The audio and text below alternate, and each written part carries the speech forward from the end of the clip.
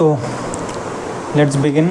और पहला क्वेश्चन ये रहा आपकी स्क्रीन पर एंड यस, इसमें दिया गया है अ particle has a initial velocity of 3 i cap plus 4 j cap and acceleration of 0.4 i cap plus 0.3 j cap and पूछा गया इसकी स्पीड 10 सेकंड के बाद। सो आई थिंक ये इजी है, ये कर लिया होगा। ऑप्शन ए है 10 यूनिट्स, बी है 7 यूनिट्स, सी है 7√2 यूनिट्स, डी है 8.5 यूनिट्स। तो फर्स्ट क्वेश्चन हमें दिया गया है, गिवन अगर हम लिखें तो हमें दिया गया इनिशियल वेलोसिटी जो कि हम इसे यू मान लेते हैं, जो कि है 3 i cap plus 4 j cap yes, and acceleration हमें दिया गया है 0.4 i cap plus 0.3 j cap. Okay, so u and a दिया गया है और हमें पूछा गया है what is the v at 10 seconds is what v at 10 seconds. So it's easy, हमें इनिशियल वेलोसिटी दी गई है, हम इसको ब्रेक करेंगे। 3 meter per second is in the x i cap direction and 4 meter per second is the y cap direction and the acceleration जो x cap में दी गई वो है 0.4 meter per second square and the acceleration जो upside दी गई है वो है 0.3 metre per second square. Okay, सो हम क्या करेंगे, we will find let's say v जो है हमारा वो है v1 plus v2 and v1 is in the i cap direction, v2 is in the j cap direction, so it's like v1 i cap plus v2 j cap। क्योंकि इसको दो independent axis में break करके दिया गया है हमारी initial velocity को, और एक्सेलरेशन भी दिया गया है एंड हमें 10 सेकंड बाद पूछा गया है। तो अगर हम 10 सेकंड बाद इस डायरेक्शन में वेलोसिटी निकाल लें v फाइनल, जिसको हम लेट्स से v f1 कह लें, एंड इस डायरेक्शन में फाइनल वेलोसिटी निकाल लें जो कि हम v f2 ले लें, देन अगर हम उनका वेक्टर सम करें तो उसका जो मैग्नीट्यूड होगा वो हमारा क्या हो जाएगा, आंसर। तो हमारा जो v होगा वो होगा mod of v1 plus v2, ठीक है ये। तो अब हमें फाइंड करना है v1 एंड v2। ये था एक रोड मैप कि हम कैसे आंसर तक पहुँचेंगे आफ्टर रीडिंग द क्वेश्चन। तो अब जस्ट न्यूमेरिकल वैल्यूज़ पुट करनी है एंड आंसर तक पहुंचना है। So let's solve it. Okay,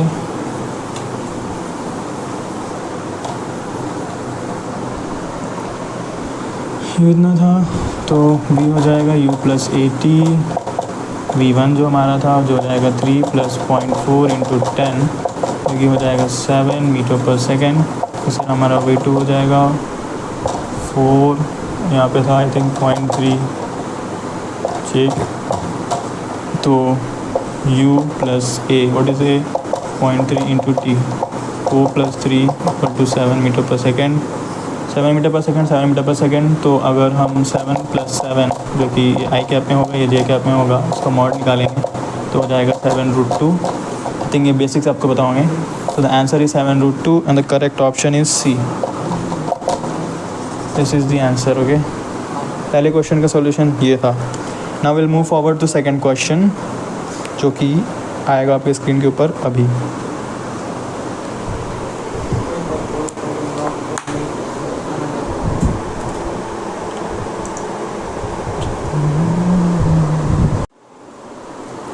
second question में पूछा गया है a bird flies for 4 seconds with a velocity of mod of t minus 2 meter per second in a straight line where t equals to time in seconds. It covers a distance of how much? वही question है। पहला option हमें दिया गया है 2 metres, second is 4 metre, third is 6 metre, fourth is 8 metre and हमसे पूछा गया है the distance covered. Okay, bird flies for 4 seconds with a velocity of t minus 2 mod। Okay, so velocity 0 होगी and mod of t minus 2, time negative नहीं होगा। तो इसका एक अप्रोच है कि आप इक्वेशंस लगाओ, बट वो अप्रोच करेक्ट नहीं होगी क्योंकि इसमें बहुत झमेला होगा एंड मिस्टेक्स की चांसेस ज़्यादा है। तो हम दूसरी अप्रोच फॉलो करेंगे जो कि होगी हमारी एरिया अंडर द कर्व वाली। तो हमें दिया गया है कि वेलोसिटी एंड टी का जो रिलेशन है this which is mod of T minus to. Mod of T minus to अगर हम देखेंगे इन दिस डायरेक्शन हमने टी ले रखा है, इधर हमने वी ले रखा है, तो it will be like this and if T is zero so it is mod of T minus two. So at T equals to zero हमारी वेलोसिटी आएगी 2 metre per second. So it's like this and हमसे पूछा गया है कि in a straight line 4 seconds तक, तो हमारा पूछा गया है what is the distance covered. The distance covered जो होगा वो basically area under the curve होगा। तो हमारा जो डिस्टेंस कवर्ड है वो होगा ये। अगर हम देखें तो एरिया जो ये हमारा 2 यूनिट्स है, दिस इज़ ऑल्सो 2 यूनिट्स। सो अगर इसको A1 मान लें, A2 मान लें, सो जो आंसर होगा हमारा वो होगा A1 प्लस A2। A1 हो जाएगा हमारा हाफ इंटू 2 इंटू 2 एंड इसका 2 टाइम्स, क्योंकि ये दोनों ट्राइंगल सिमिलर है तो एरिया सिमिलर होगा, ये कट जाएगा and it will be 4 metre. So the correct answer is B which is 4 metre. ये फास्टेस्ट अप्रोच थी जिससे तुम आंसर तक जल्दी पहुँचोगे। दूसरा अप्रोच अप्लाई करोगे तो थोड़ा लंबा लग सकता है एंड बीच में कंफ्यूज भी हो सकते हो। सो एरिया वाली अप्रोच जल्दी होती होगी। तो यहाँ से हमें ये वाला फॉर्मूला याद रखना है कि वी डी टी हमें देता है। ऐसे यहाँ पे डिस्टेंस पूछा गया था but since it's mod of T minus to हमें दे रखा है, क्योंकि टाइम कभी भी निगेटिव नहीं हो सकता है।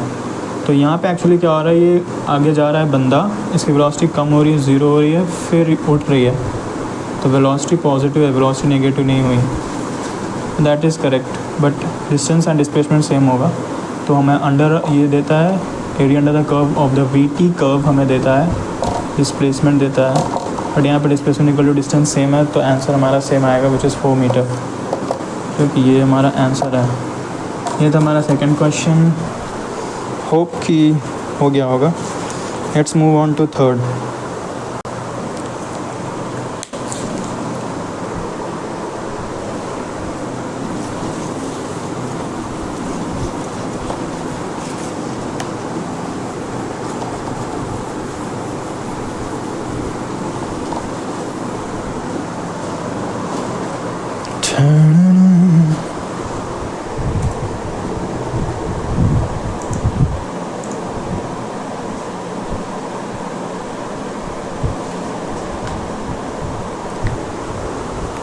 सो थर्ड क्वेश्चन ये रहा स्क्रीन पर।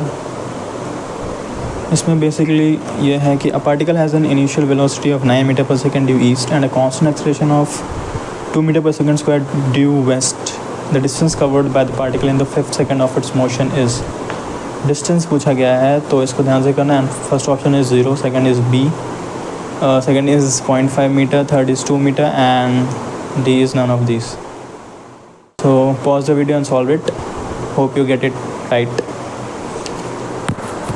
तो अगर कर लिया होगा तो मेजॉरिटी लोगों ने इसका आंसर निकाल दिया होगा A which is 0, but that is wrong, क्योंकि वहाँ पूछा गया डिस्टेंस ना कि डिस्प्लेसमेंट। बहुत लोगों ने ये वाला फॉर्मूला लगा दिया होगा जो कि होता है हमारा u plus a by 2 into 2n-1 which is the displacement cover in the nth second।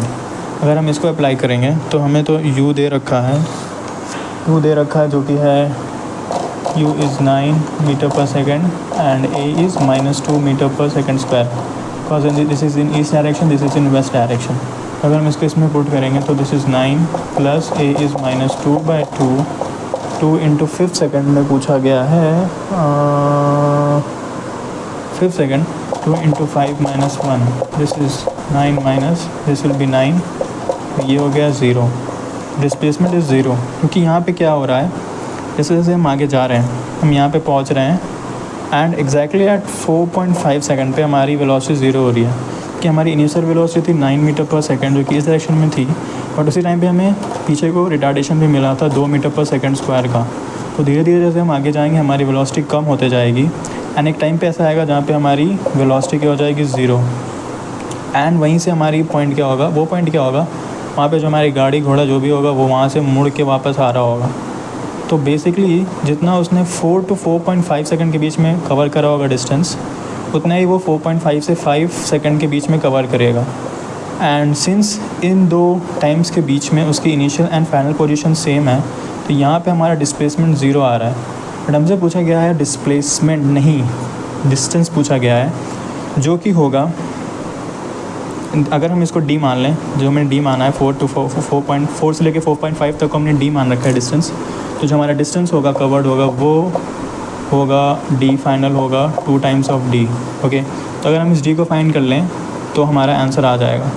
तो बेसिकली हमें क्या करना पड़ेगा, हमें इसमें सिंपल सा एक अप्रोच लाना पड़ेगा कि एनी 4.5 मैंने निकाल रखा था, तुम जब अप्लाई करोगे v equal to you plus A T, तो वहाँ से तुम्हारा ये टाइम आ जाएगा जहाँ पे तुम्हारी वेलोसिटी ज़ीरो हो रही है। इसको ज़ीरो पुट करोगे, यू पुट करोगे, ए पुट करोगे, टाइम वहाँ पे आ जाएगा कहाँ पे ज़ीरो हो रहा है। तुम्हें पता चल जाएगा कि इस पॉइंट पे यहाँ पे ज़ीरो है, तो यहाँ पे थोड़ा इसको ट्रिकी कर दिया गया यहाँ से। अगर सिंपल डिस्प्लेसमेंट पूछा जाता तो it would have been easy, but distance पूछा है तो थोड़ा ट्रिकी करा गया है ताकि जिसको आता भी हो वो भी गलत करके आ जाए एंड -5 लेके आ जाए। That's it. सो अब हमें ये डी को फाइंड करना है, तो डी को फाइंड करने के लिए हम क्या करेंगे, या तो हम इस डिस्टेंस को फाइंड करें एंड ये बड़ी वाली डिस्टेंस को फाइंड करें, इसको सबट्रैक्ट कर दें, हमें ये डी मिल जाएगा। या तो अगर हम इसमें ही पुट करें, तो अगर हम इसमें पुट करेंगे तो हमारा आएगा 9 प्लस ए जो कि था -2/2, 2 इंटू 9/2 जो कि होता है 4.5 -1, तो ये 9 - 9 - 1 8 जो कि हो जाएगा 1 मीटर। ओके, सो हमारा डी निकल के आ रहा है 1 मीटर, तो डी एफ क्या हो जाएगा 2 मीटर। तो डिस्टेंस जो उसने 5 सेकंड में कवर करी होगी वो होगी 2 मीटर। एंड इस प्रकार से हमारा सही उत्तर होता है I think D. Let's see कौन सा ऑप्शन था।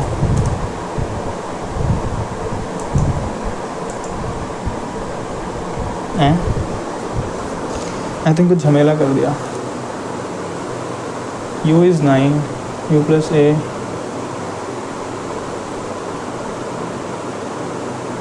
(4.5 to 9 - 1 8 8 is 20. Okay, so I think एक गलती हुई है जो कि है कि हाँ ये फॉर्मूला यहाँ पे नहीं होता है जो कि यहाँ पे लिख रखा है मैंने, तो हमें वही अप्रोच फॉलो करनी पड़ेगी जो कि हमें मिस्टेक कर दी मैंने। ये एप्लीकेबल है और सिर्फ उसके लिए जिसमें हमारा n इक्वल टू क्या हो, इंटीजर हो, क्योंकि यहाँ पे तो हमारा आंसर गलत आ रहा है फिर ना, क्योंकि हाँ जब हम ये फॉर्मूला डिराइव करते हैं तो हम ये ले के चलते हैं कि हम 1 सेकंड के गैप के लिए कर रहे हैं, यानी लेट्स से 5th सेकंड में कर रहे हैं, तो वो होता है यहाँ से गलत करने से देखो फ़ायदा मिला, लर्निंग को मिल कर रहा है कि ये फॉर्मूला एप्लीकेबल है when n is only an integer. Fractions के लिए एप्लीकेबल नहीं है, मैंने यहाँ फ्रैक्शन पुट कर दिया था गलती से, तो हमारा आंसर गलत आ गया एंड ये आंसर भी गलत है। तो ये एप्लीकेबल होता है सिर्फ इंटीजर्स के लिए। तो अगर हम ये जो फॉर्मूला हम डिराइव करते हैं इसका डेरिवेशन होता है जो कि होता है Sn माइनस Sn माइनस 1, अगर इसको अप्लाई करेंगे तो ये हमें फॉर्मूला मिल जाएगा फॉर Sn। 5 सेकंड में जो कैलकुलेट करा है एंड 4 सेकंड में जो कैलकुलेट करा है डिस्टेंस कवर करा है, उनको घटाएंगे तो हमें 1 सेकंड के गैप का जो डिस्टेंस है एंड दैट्स nth सेकंड, वो हमारा डिस्टेंस जो डिस्प्लेसमेंट कवर होता है वो हमें ये मिलता है। तो 5 सेकंड के लिए यहाँ पे हम 5 पुट करते तो हमें ये मिल जाता। बट अगर हम कोई फ्रैक्शन लिख दें जैसे 4.5 तो उसके लिए फॉर्मूला वैलिड नहीं होता है, क्योंकि हम इसको ऐसे डिराइव कर रहे हैं n minus n minus 1, Sn minus Sn minus 1, तो ये अप्रोच भी गलत है। तो सही अप्रोच वही होगी कि हम 4.5 सेकंड तक उसने जो डिस्टेंस ट्रैवल किया है उसको कैलकुलेट करें एंड देन अगेन 4 सेकंड तक जो डिस्टेंस ट्रैवल किया है उसको कैलकुलेट करें एंड दोनों को सबट्रैक्ट करेंगे तो हमें यहाँ पे डी मिलेगा, जो कि उसने 4.5 से लेके 4 सेकंड के बीच में ट्रैवल करी है। जो ये डिस्टेंस होगी उतना ये घूम के फिर आएगा, जब तक ये आएगा यहाँ पे तो 5 सेकंड हो चुके होंगे। तो 5 - 4 इज़ जो इस 1 सेकंड के बीच में इसने डिस्टेंस कवर करी होगी वो होगी d plus D which is 2d। And हमारा d यहाँ पे मैंने कैलकुलेट कर रखा है अपने आंसर्स में कैलकुलेट करते समय, जो कि है 0.25 मीटर। तो हमारा 2d जो कि मेरा df होगा वो हो जाएगा 0.5 metre. That would be our answer. गलती करने से सीखने को मिला, that's the learning. So we'll move to fourth question, and fourth question कहाँ पे है? Wait, let me check in the laptop. Yeah.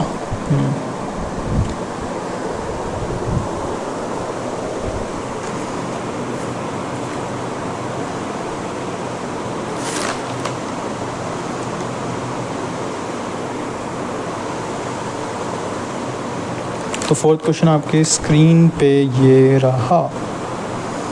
Okay, so इसमें है particle moves in a straight line with a retardation proportional to its displacement at loss of kinetic energy for any displacement x is proportional to. Fourth question, इसके first option है x, second is x square, third is ln x, fourth is e to the power x.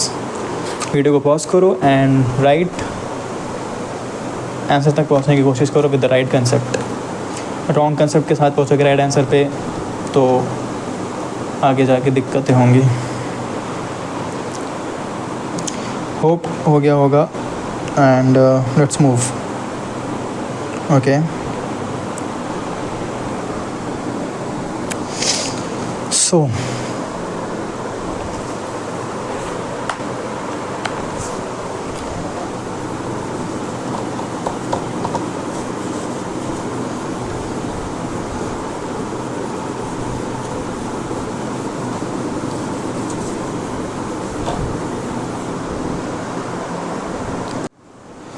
तो यहाँ पे हमें दे रखा है, हमें पास दे रखा है what, particle moves in a straight line the retardation means acceleration means the retardation, तो यहाँ पे आएगा minus sign which is proportional to displacement. Let's say x हमारा क्या है, हम ले लेते हैं डिस्प्लेसमेंट.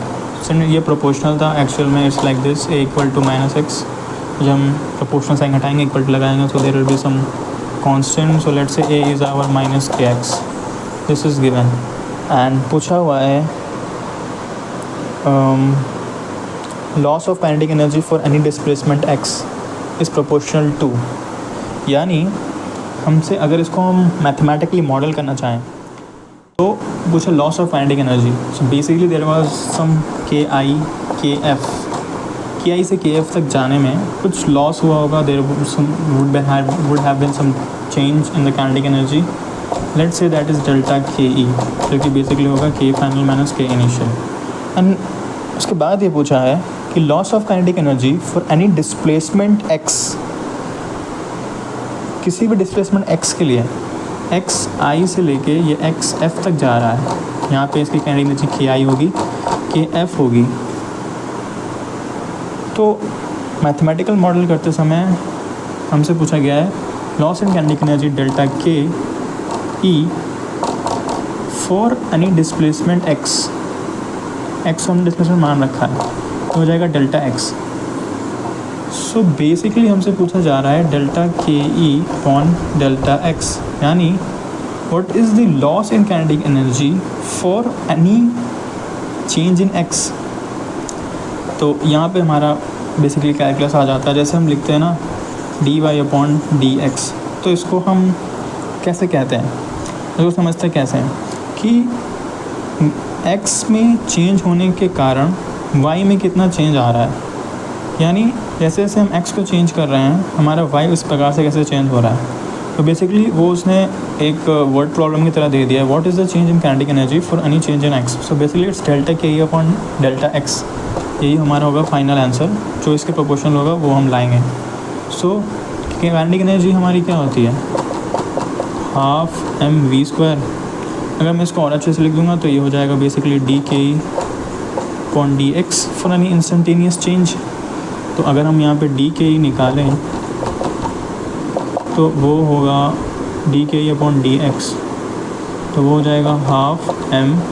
पहले हम इसको वी से करेंगे, अप्लाइंग चेन रूल होगा कि बेसिक्स तो आते होंगे, ये मैं मान के चल रहा हूँ क्योंकि जैन में तुम लोग का एग्ज़ाम है शायद. फर्स्ट रिटर्न आई थिंक 20 दिन बचे होंगे, उसके बाद अप्रैल में है. ऑलरेडी सिलेबस ख़त्म हो गया होगा सारी कोचिंग्स में, तो इतना तो आता होगा. नहीं आ रहा है तो जाके पढ़ाई करो, उसके बाद यहाँ पे आना.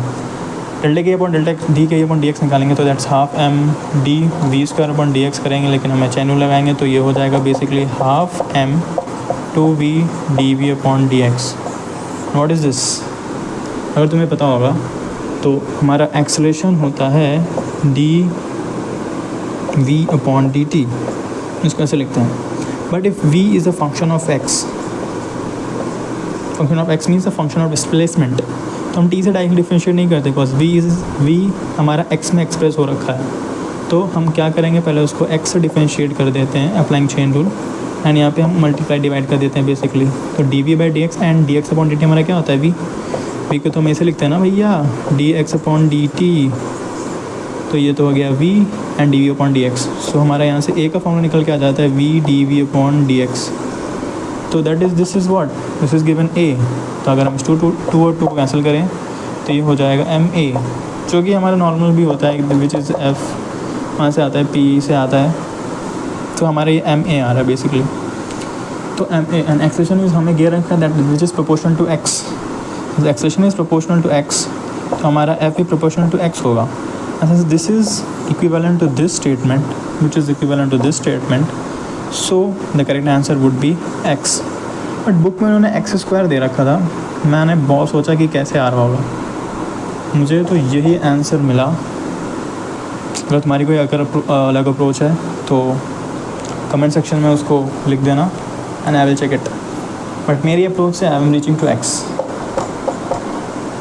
ओके, सो इसका आंसर होगा X and the option A is correct. You have got +4 और -1 और -5, ये देते जाना कॉज यही डिसाइड करेगा तुम्हारी रैंक। ओके, जो कि चाहिए यहाँ पे आने के लिए। Okay, let's move to the fifth question. Fifth question बहुत ही ईजी सा है एंड उसमें सिंपल सी मैथ्स लग रही है। अरे यार मेरा लैपटॉप बार बार बंद हो रहा है। Okay, so fifth question is here.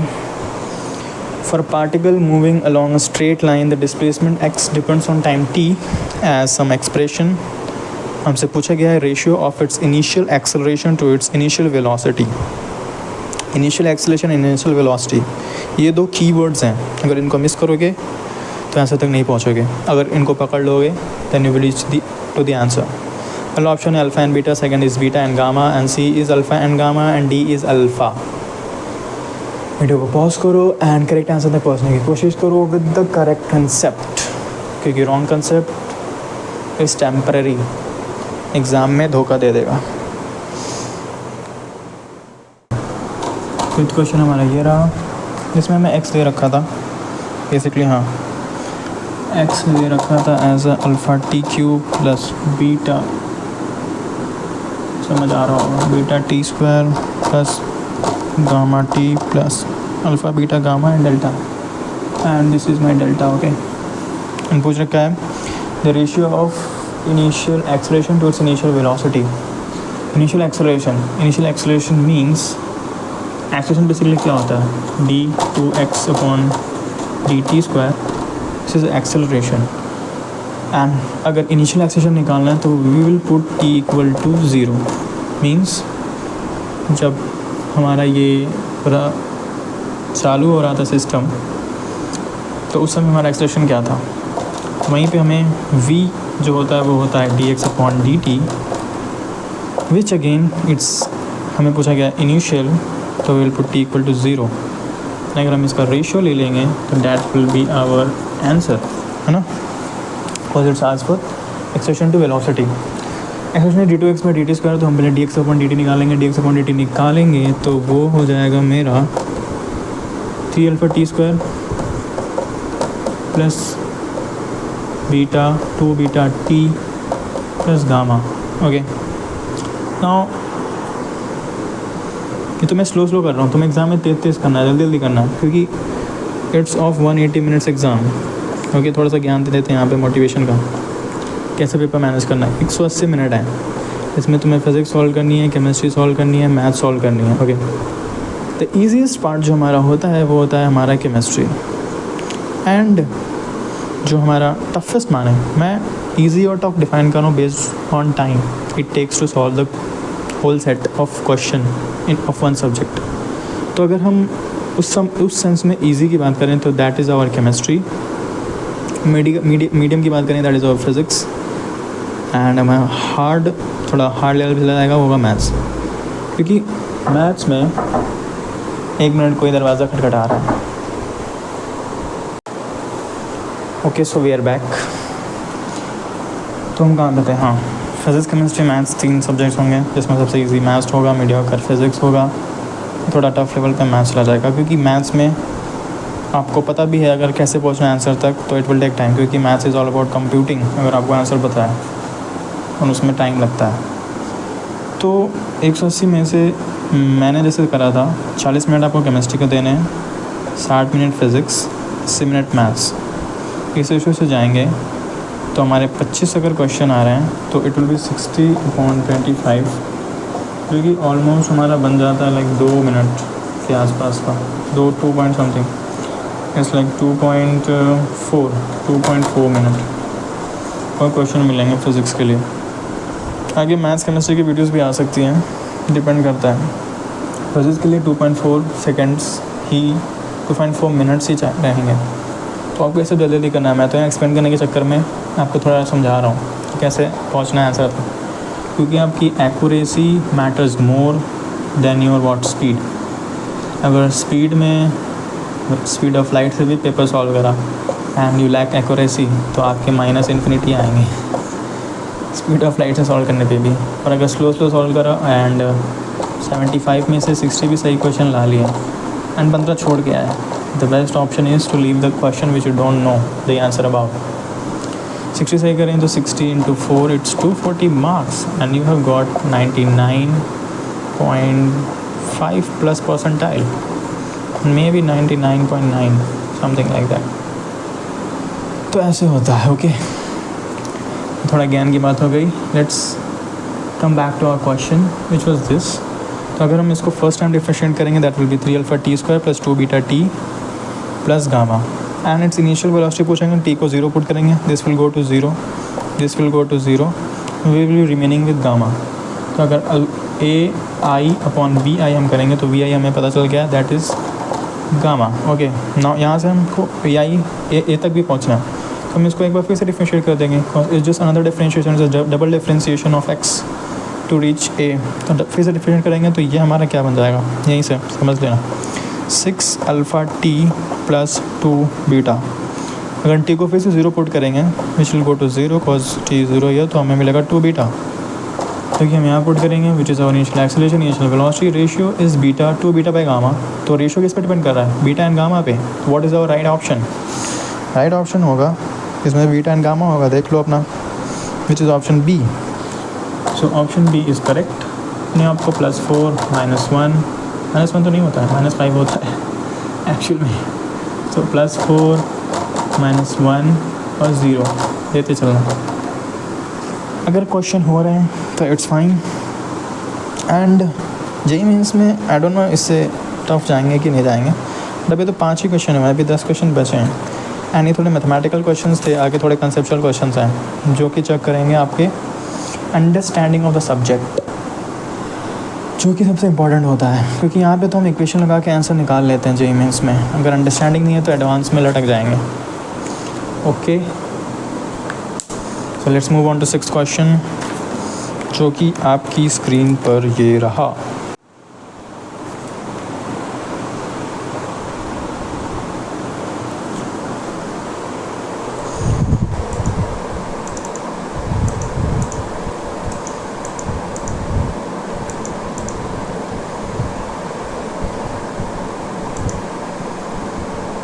Okay.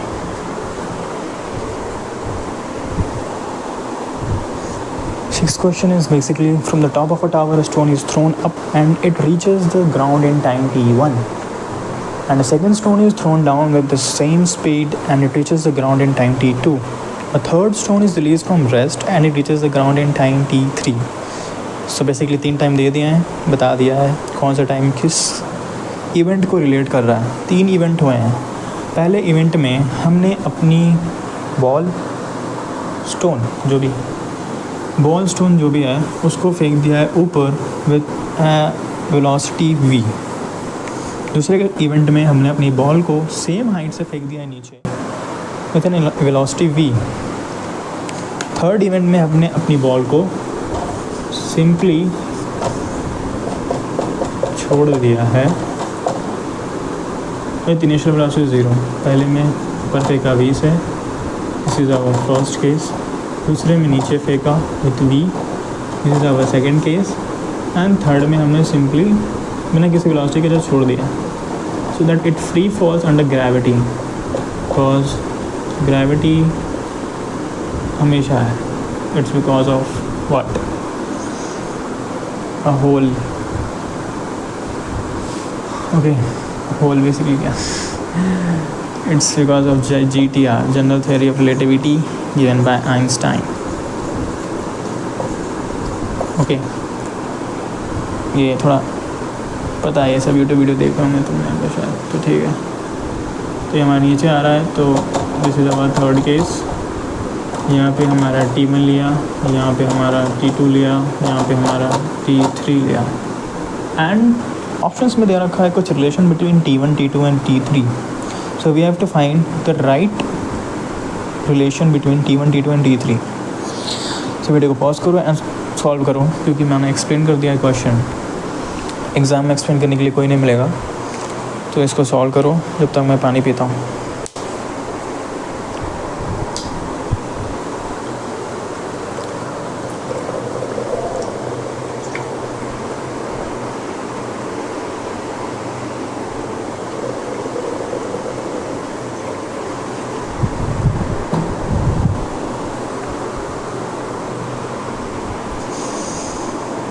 Okay,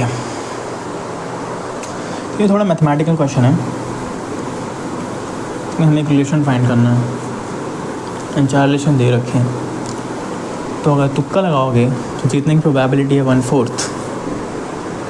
अगर हमको आंसर पता है तो जीतने की प्रोबेबिलिटी 1। नहीं तुक्का लगाओगे, छोड़ दोगे, जीतने की प्रोबेबिलिटी 0।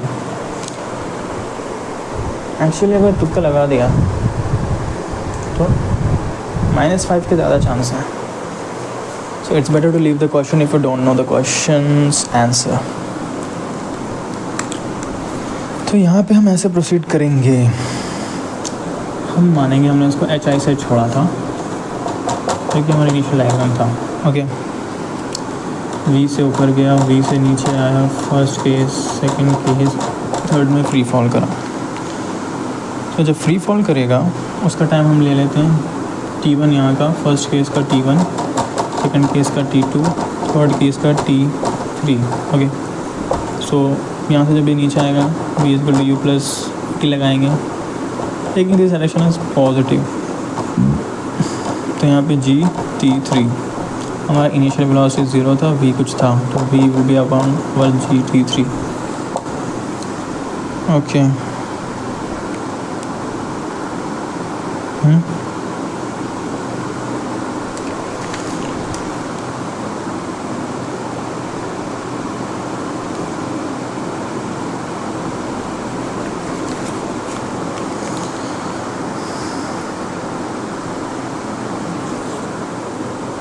तो अगर हम इसमें काइनेमेटिक इक्वेशन भी लगाएं, जो कि होता है S = ut + ½ t², तो हमारा इन पहले 2 केस के लिए, T3 को भी भूल जाओ, T1 एंड T2 के लिए, तो जब इसके लिए निकालेंगे तो दोनों केस के लिए हमारा जो डिस्प्लेसमेंट होगा, यहाँ पे अगर हम इसको फाइनल पोजीशन माने दोनों की, तो डिस्प्लेसमेंट दोनों का सेम होगा, which is h, which is = ut।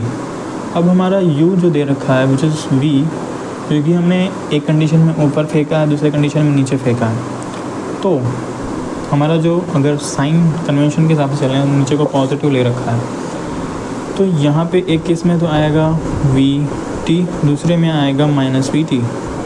So it's better कि दो इक्वेशन सॉल्व करने के बजाय हम एक ही इक्वेशन सॉल्व कर लें by taking v as mod of v, because mod of v is nothing but v if v is positive, if v is positive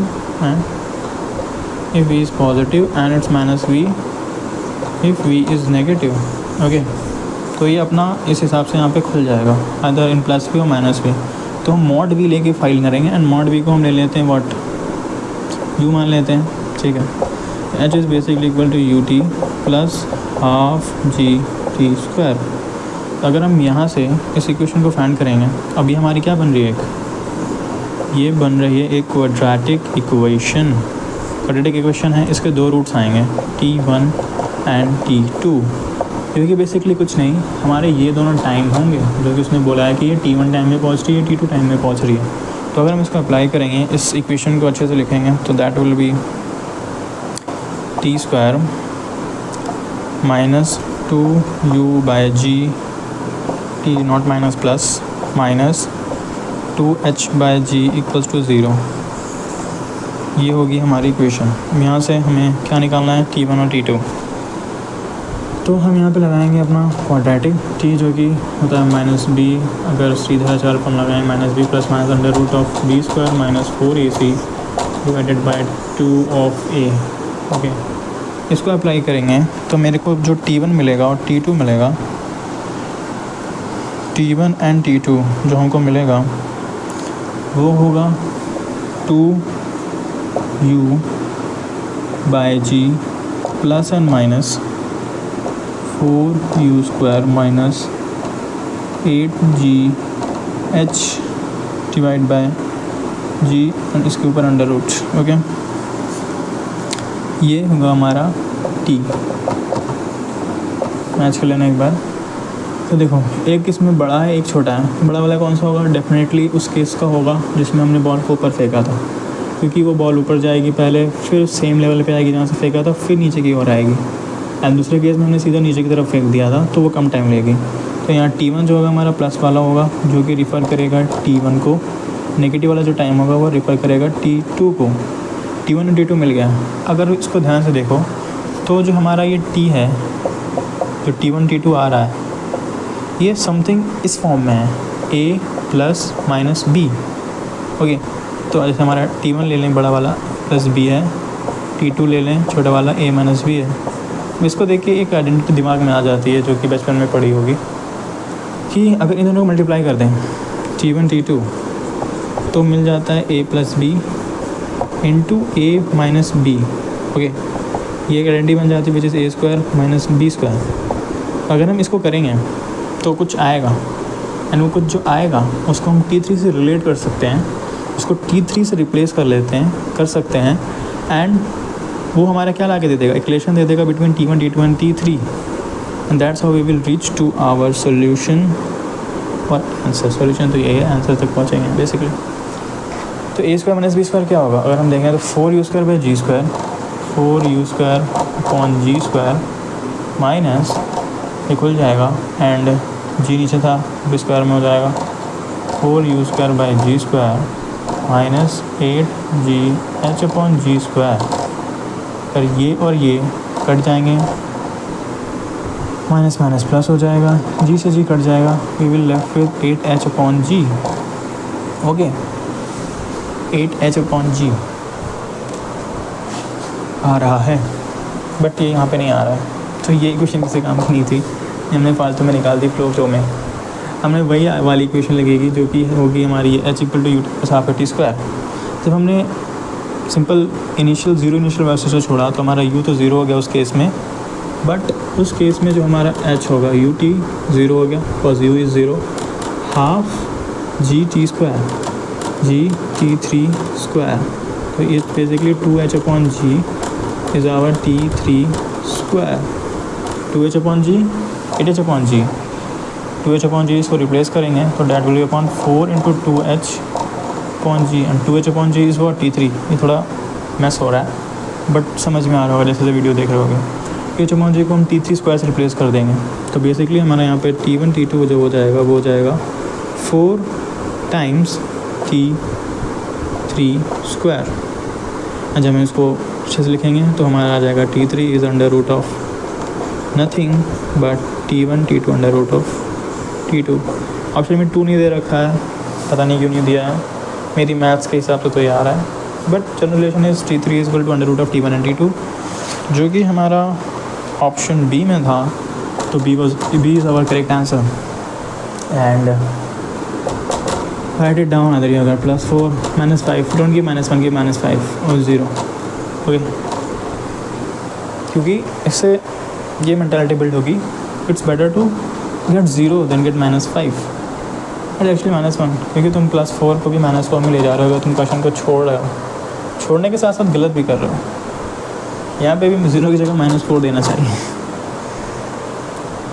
सो यहाँ से जीतने की प्रोबेबिलिटी 1/3 हो जाती है मार्क्स के हिसाब से। That is some maths. इस समय हमको प्रोबेबिलिटी बढ़ाई जा रही है, वही मेरे अंदर से निकल के आ रही है। So right option was B. Will move on to 7th question, जो कि I think it's pretty good question तो सही होते हैं। 7th क्वेश्चन स्क्रीन पे ये रहा होगा, आगे होगा। 7th क्वेश्चन में हमें दे रखा है water drops fall at regular intervals from a roof at an instant when a drop is about to leave the roof. The separations between 3 successive drops below the roof are in the ratio. तो थोड़ी सी maths, थोड़ी सी physics, थोड़ा सा common sense, तीनों को मिलाया जाए 1/3 proportion तो हमारा क्वेश्चन हो जाएगा।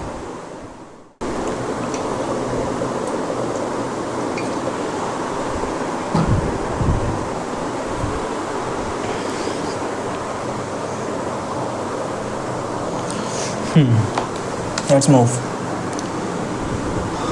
मान लो ये है, this is our roof, ceiling जो भी है, ठीक है, जो भी है। यहाँ से बूंदें गिर रही हैं, पहली बूंद गिरी,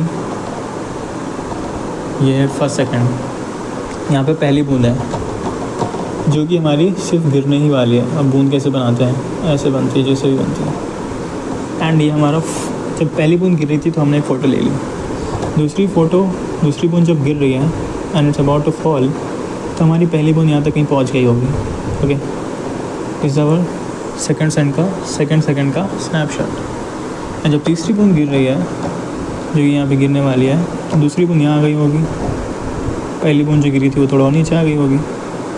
ठीक है, इसको यहाँ पे नहीं रखते हैं, यहाँ पे आ गई होगी अगर हम प्रॉपर फिजिक्स फॉलो करें तो। और जब चौथी बूंद गिरने वाली होगी तो हमारी जो तीसरी बूंद थी वो यहाँ आ गई होगी, ये वाली बूंद यहाँ आ गई होगी, ये वाली बूंद यहाँ आ गई होगी। ओके, तो देख रहे हो कि मैं डिस्टेंस इक्वल नहीं रख रहा हूँ क्योंकि ये इक्वल होगी ही नहीं according to laws of physics. Okay, तो बेसिकली पहली स्नैपशॉट ये थी, इसमें बूंद गिर रही है, दूसरी में दूसरी बूंद गिरी, तीसरी में तीसरी बूंद गिरी, चौथी में चौथी बूंद गिर रही है। जब चौथी बूंद गिरेगी तो ही हमें 3 रेशियो मिलेंगे, दिस डिस्टेंस, वरना रेशियो मिलेगा ही नहीं। तो बेसिकली क्वेश्चन ऐसा है कि जब चौथी बूंद गिर रही है तो चौथी के तीसरे के बीच में जो डिस्टेंस है और तीसरे से दूसरे के बीच में जो डिस्टेंस है और दूसरे से पहले के बीच में जो डिस्टेंस है, उनके बीच के रेशियो निकालो। सेपरेशन बिटवीन 3 सक्सेसिव ड्रॉप्स किसी भी डायरेक्शन में हो सकता है, नीचे से ऊपर के, जैसे ऊपर के। मैं इसको कह देता हूँ D1, इसको मैं कह देता हूँ D2, इसको मैं कह देता हूँ D3।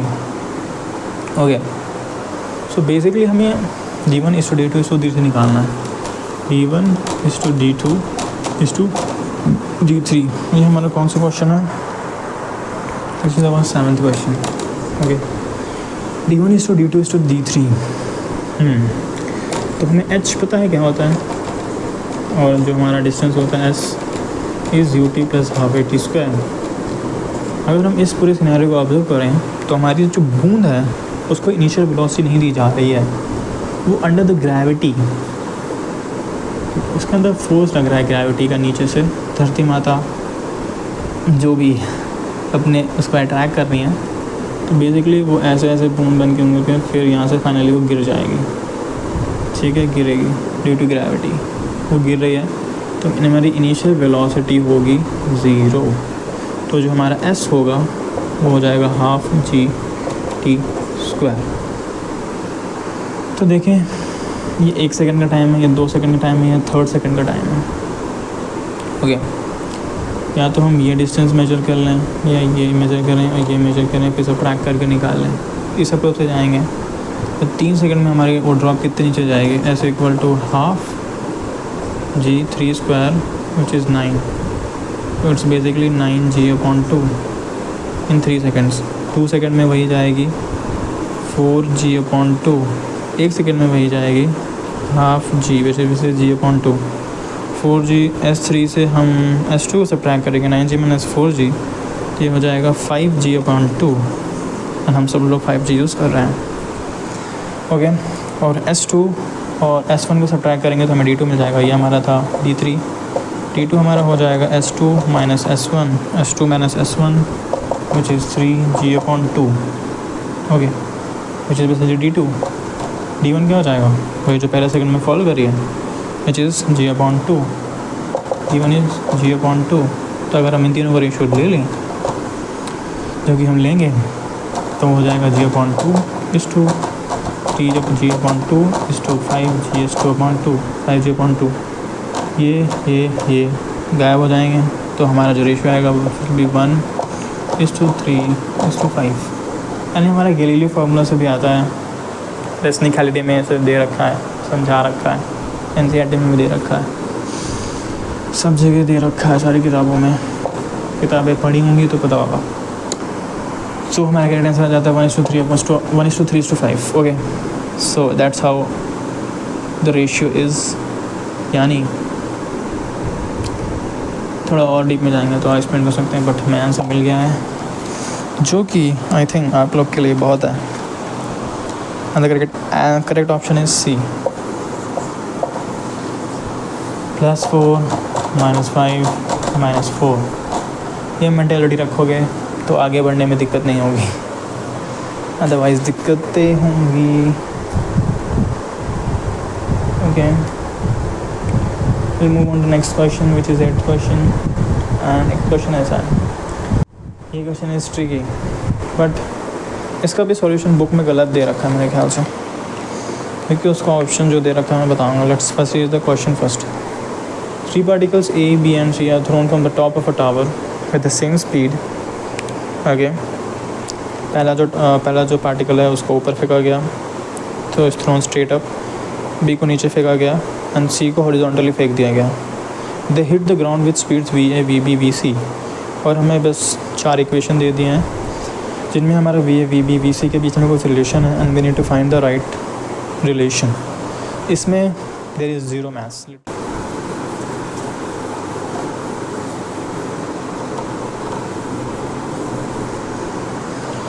ओके, गिर गया। 3 particles A, B and C from the same speed, the top of a tower। Let's say ये हमारा टावर था, ऐसा हाइट का। हमने यहाँ से एक पत्थर को फेंका, एक को ऊपर फेंका V से, फर्स्ट केस। ये एक क्वेश्चन से मैच कर रहा है जो हमने करा था, but it is more conceptual. V से ऊपर फेंका, V से नीचे फेंका, ये हमारा सेकेंड था। एंड तीसरे में हमने लाइक हॉरिजॉन्टली फेंक दिया, ऐसे फेंक दिया एक विथ V। तो हमें पूछा है कि ये जो तीनों पार्टिकल्स हैं किसी टाइम के बाद नीचे आएंगे, जब ये नीचे हिट करेंगे ग्राउंड पे तो इनकी कुछ वेलोसिटी होगी। पहले की बोल दिया VA, ये भाई सब ऐसे जा रहे हैं, ऐसे आ रहे हैं, यहाँ पे ऐसे टच कर रहे हैं, एंड इसकी वेलोसिटी वहाँ पे हमने बोल दिया दैट इज़ VA। सेकेंड भाई साहब ऐसे आ रहे हैं, सीधा यहाँ पे टच करेंगे, इनकी वेलोसिटी होगी VB, जो कि देख के लगता है थोड़ी ज़्यादा होगी, बट देखते हैं क्या होता है। थर्ड में हमने हॉरिजॉन्टली फेंक दिया विथ V, तो ये भाई साहब हमारा प्रोजेक्टाइल मोशन करेंगे बेसिकली, क्योंकि ऐसे आएंगे एंड यहाँ पे हिट करेंगे with velocity VC। VA, VB, VC 4 option, 3 variable, and उनके बीच में रिलेशन फाइंड करना है। तो जिसने भी सही आंसर निकाला है उसका इस चैप्टर का कंसेप्ट क्लियर है, इस बेसिकली इस टाइप के प्रॉब्लम का कंसेप्ट का क्लियर है, एंड वो इस टाइप के प्रॉब्लम्स में सही है। ही और she is a chat basically in this type of questions. So जब हमने पत्थर को ऊपर फेंका विद वेलोसिटी V, दूसरे में नीचे फेंक दिया वेलोसिटी V, तो जनरली एक थॉट आता है कि हमारा जो नीचे फेंका गया है V वेलोसिटी के साथ, उसकी वेलोसिटी ज़्यादा होगी, और दैट इज़ रॉन्ग, क्योंकि उसकी वेलोसिटी इन दोनों की केस की वेलोसिटी सेम होगी। वो क्यों होगी? जब वो नीचे टच कर रहे होंगे, V और VB की बात कर रहा हूँ मैं, कि जब हमने ऊपर फेंका तो बेसिकली ठीक है भाई, ये था ये था v से ऊपर गया एंड ये v से नीचे जा रहा है, बट ये ऊपर जा रहा है, नीचे ग्रेविटी लग रही है, स्लो होता जाएगा, स्लो होता जाएगा, स्लो होता जाएगा। एक टाइम आएगा जहाँ पे ये ज़ीरो वेलोसिटी अचीव करेगा, यानी इसकी वेलोसिटी क्या होगी, ज़ीरो होगी। बट फिर ये पार्टिकल घूमेगा ड्यू टू ग्रेविटी, फिर से नीचे आएगा क्योंकि हमारी ग्रेविटी लग रही है, तो ये फिर से नीचे आएगा, नीचे आएगा, नीचे आएगा, नीचे आएगा, नीचे आएगा। हमने जहाँ से फेंका था ये एक बार उस लेवल को फिर से टच करेगा, ठीक है। एंड अगर तुम इक्वेशन लगाओ तो तुम्हें यही मिलेगा कि उसकी जो वेलोसिटी यहाँ पे होगी वो भी v ही होगी। तो बेसिकली पहला और दूसरा सिनेरियो सेम है, बट उन दोनों के बीच में एक टाइम डिले है बस, कि हमने इसको सीधा यहाँ से फेंक दिया, इसको हमने ऊपर फेंक दिया, तो ये बेचारा थोड़ा डिस्टेंस ऊपर जाके ज़ीरो हो रहा है, फिर घूम के फिर से नीचे आ रहा है एंड वहाँ से नीचे गिर रहा है। बट जिस उनके बीच में थोड़ा टाइम डिले है बस, डेल्टा टी का टाइम डिले है। एक इवेंट पहले हो गया, दूसरा उसको फॉलो कर रहा है, ठीक है। तो ये भी यहाँ पे जब आएगा तो उसकी वेलोसिटी नीचे की साइड डायरेक्शन में v ही होगी। तो अब जब दोनों की वेलोसिटी यहाँ से निकलते समय v थी, जब नीचे आएंगे with same acceleration due to gravity, जो कि नीचे की साइड लग रहा है, तो va और vb ही होगा, v और vb होंगे, जो कि दोनों इक्वल होंगे क्योंकि दोनों सिनेरियो सेम है। बस वो अलग दिख रहे हैं क्योंकि उनकी जो क्वेश्चन फ्रेमिंग की गई है वो दूसरे टाइम फ्रेम में की गई है। इसको पहले एनालाइज करा गया, इसको बाद में एनालाइज करा गया, तो ऐसा टाइम डिले दे दिया गया।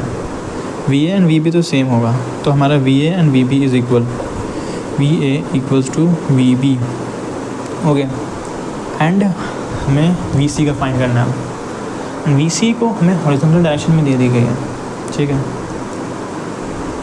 वेलोसिटी वो ग्राउंड पे हिट करेंगे, ठीक है। तो अगर देखा जाए तो ये v है, ठीक है। क्या इसमें कोई एक्सेलरेशन लग रहा है इस डायरेक्शन में? नहीं लग रहा है। क्या नीचे की तरफ लग रहा है एक्सेलरेशन? यस, हमारा g लग रहा है।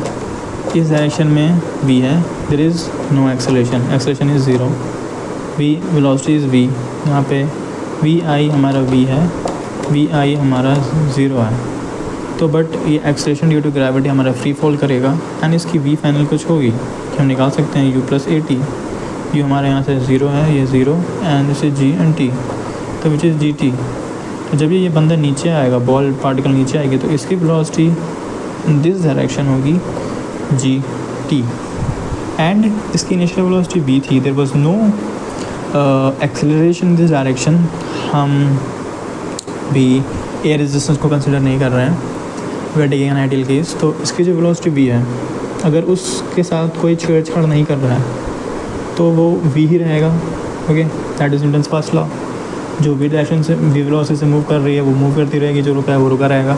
तो ये v से मूव कर रहा है तो ये v से मूव करता रहेगा एंड जस्ट ये एक्सेलरेशन इसको नीचे की तरफ ला रहा होगा धीरे धीरे। जब ये यहाँ पे आएगा ग्राउंड पे तो इसकी वेलोसिटी हो जाएगी gt and t is positive, g is positive, तो ये कुछ पॉजिटिव वैल्यू होगी। एंड जब यहाँ पे आएगा तो इसकी इस डायरेक्शन में भी वेलोसिटी क्या होगी, v होगी।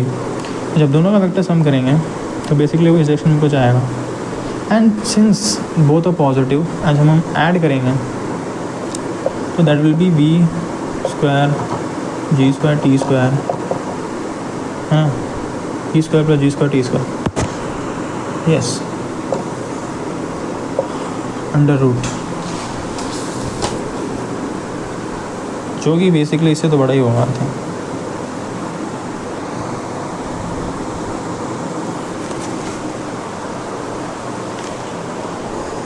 एक minute,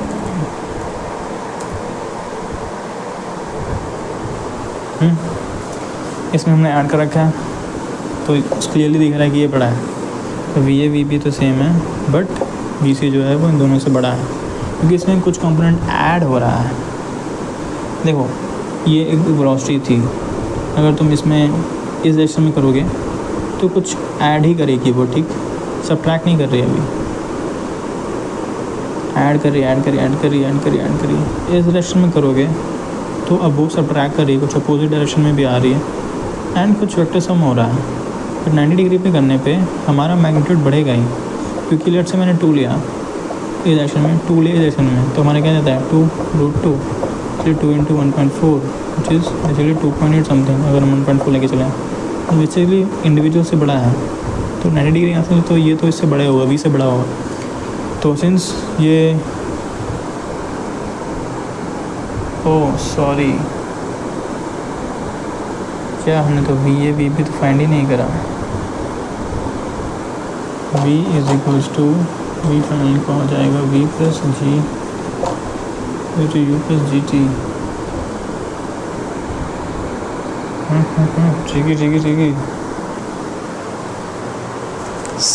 sorry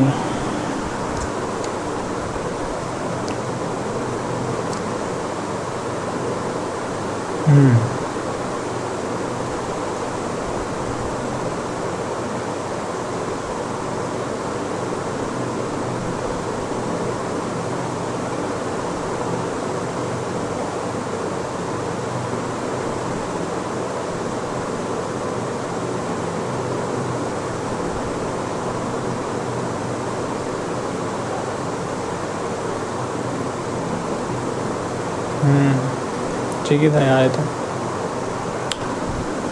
okay V square plus G square T square, okay ठीक है। V is equal to you plus A T, U minus 0 V is equal to you plus G T. So it's basically V square P I cap plus G T J cap, हो जाएगा under root of V square plus G square जाएगा V final equal to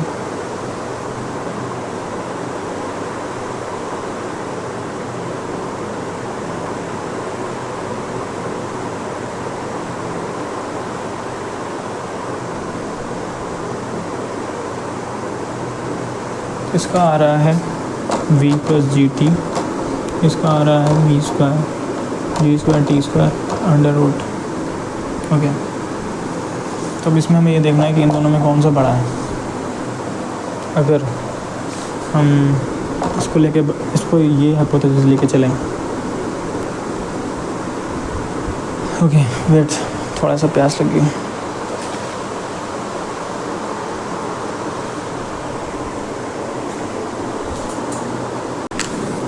ये h height है, यहाँ से फेंका गया है, ज़मीन पे आएंगे, ठीक है। पहला बॉल को ऊपर फेंका विथ v, दूसरे को नीचे फेंका विथ v, तीसरे को हॉरिजॉन्टली फेंक दिया with v। This was our first case, this was our second case, this was our third case. Okay, अब इन दोनों केस को देखें पहले, थर्ड को भूल जाओगे। पहले में क्या हुआ, ये v से ऊपर गया, ऊपर जाएगा, यहाँ पे 0 होगी एंड फिर वापस से इस पॉइंट पे आएगा जहाँ इसको छोड़ा गया था। एंड जब भी मुड़ के यहाँ पे वापस आएगा तो इसकी वेलोसिटी क्या होगी, फाइंड करो बताओ। अगर फाइंड कर लिया तो मैं बताता हूँ, वो v ही होगी, क्योंकि ये सिंपल होता है। इसका अभी देख लेना, तो पार्टिकल जा रहा है पर उसके रिटार्डेशन में सेम एक्शन दे रखा है दोनों केस में। लेट्स से यहाँ पे उसकी वेलोसिटी v3, जब वो घूम के आए वापस तो उसकी वेलोसिटी माइनस भी हो गया एक्चुअली, बट मैग्नीट्यूड सेम होगा। मैं यहाँ मैग्नीट्यूड की बात कर रहा हूँ सिर्फ, ठीक। डायरेक्शन को भूल जाओ, डायरेक्शन तो मैं बता ही दे रहा हूँ कि वो नीचे की तरफ है। B and P magnitude same होगा। अगर हमारा जो रिटार्डेशन था वो सेम था अपोजिट डायरेक्शन में, तो मैग्नीट्यूड सेम रहेगा। तो बेसिकली जब ये घूम के आएगा तो इसकी वेलोसिटी भी ही रहेगी।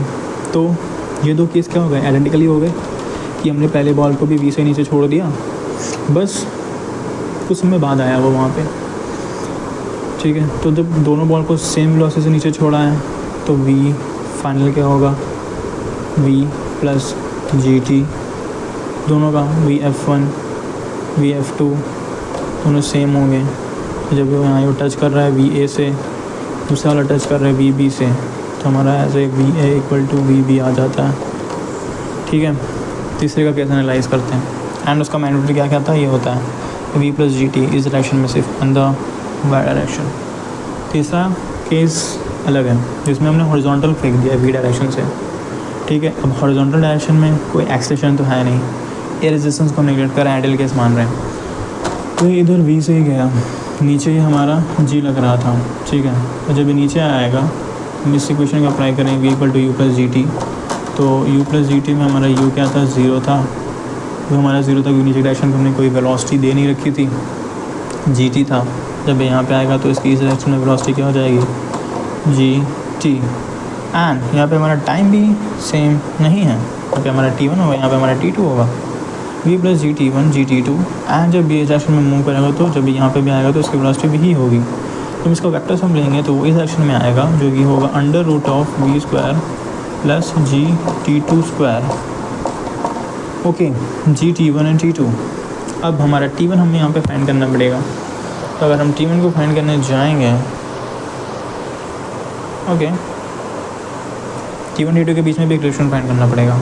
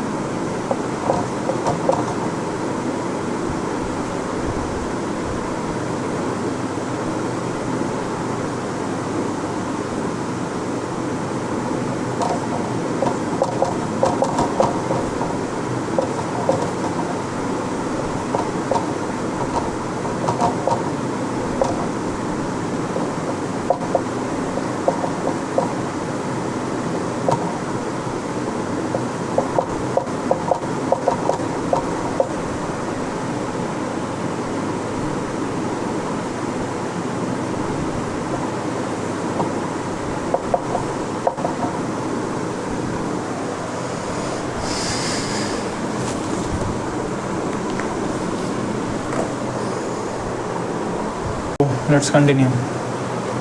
हम कहाँ पे थे? V A equal to V B, ठीक है, V equal to V B clear था। हम बात कर रहे थे थर्ड की। तो थर्ड हमारा जब आया तो वो इधर वी से था, इधर वो था, आया था जी टी टू से। जब हमने वेक्टर सम लिया तो वो आ रहा था under root of V square plus G square T two square. Okay, अब हमें टी वन टी टू भी फाइंड करना पड़ेगा।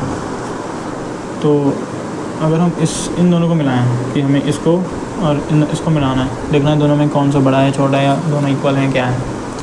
तो अगर हम इस वजह से फॉलो करें तो हम एक हाइपोथेसिस लेते हैं, एक प्रोपोजिशन लेते हैं, एक क्लेम करते हैं कि ये वाला जो है ये इससे छोटा है या इक्वल टू है with V square and G square T two square. Okay, दोनों साइड स्क्वायर करेंगे, V plus G T one square आ जाएगा, कि लेस देन इक्वल टू होगा V square plus G square T two square. इसको expand करेंगे तो V square plus G square T one square plus two V G T one less than equal to V square plus G square T two square. V square cut इन दोनों को, इसको मैं sir ले जाता हूँ तो हो जाएगा G square T two square minus T one square greater than equal to two V G T one. यहाँ से जी एंड जी गॉन, और इसको फिर से लिखें two V upon G T one T two square minus T one square is this. इस conclusion तक पहुँचें। हमें टी टू स्क्वायर और टी वन स्क्वायर के बीच में रिलेशन फाइंड करना होगा। तो यहाँ पे अगर हमने टी वन माना था एच इज सेम, तो यहाँ पे एच फर्स्ट केस के लिए we T one plus half ji T one square. ये प्रॉब्लम थोड़ा अच्छा है, तो जिसने भी कर लिया है कीप इट अप। दूसरे ये फर्स्ट केस के लिए, दूसरे के लिए एच होगा हमारा इनिशियल वेलोसिटी, हमारे दूसरे केस में इनिशियल डायरेक्शन में 0 थी, तो हो जाएगा हाफ जी टी टू स्क्वायर। ना H is H, H is H, तो हम इसको उठा के यहाँ पुट करेंगे, तो और फिर इसको हम इस साइड लाएंगे, तो वो क्या हो जाएगा G upon two T two square minus T one square, जो कि इक्वल टू हो जाएगा इस किसके वी और टी वन के, वी टी वन। अगर हम इसको इधर ले जाएं, इसको इधर ले जाएं, तो ये हो जाएगा two V upon G T one, two V upon G T one which is T two minus T one square, तो ये तो इक्वल आ रहा है। तो इन दोनों को अगर हम मैच करें तो हमारा ये निकल के आता है। एंड ये बेसिकली क्या दर्शा रहा है कि ये दोनों क्वांटिटी इक्वल है, यानी ये था हमारा वी ए और वी बी, और ये था हमारा वी सी, तो हमारा V A equal to V B तो था ही, साथ में विद दिस मैथ्स ये इक्वल टू वी सी भी आ रहा है।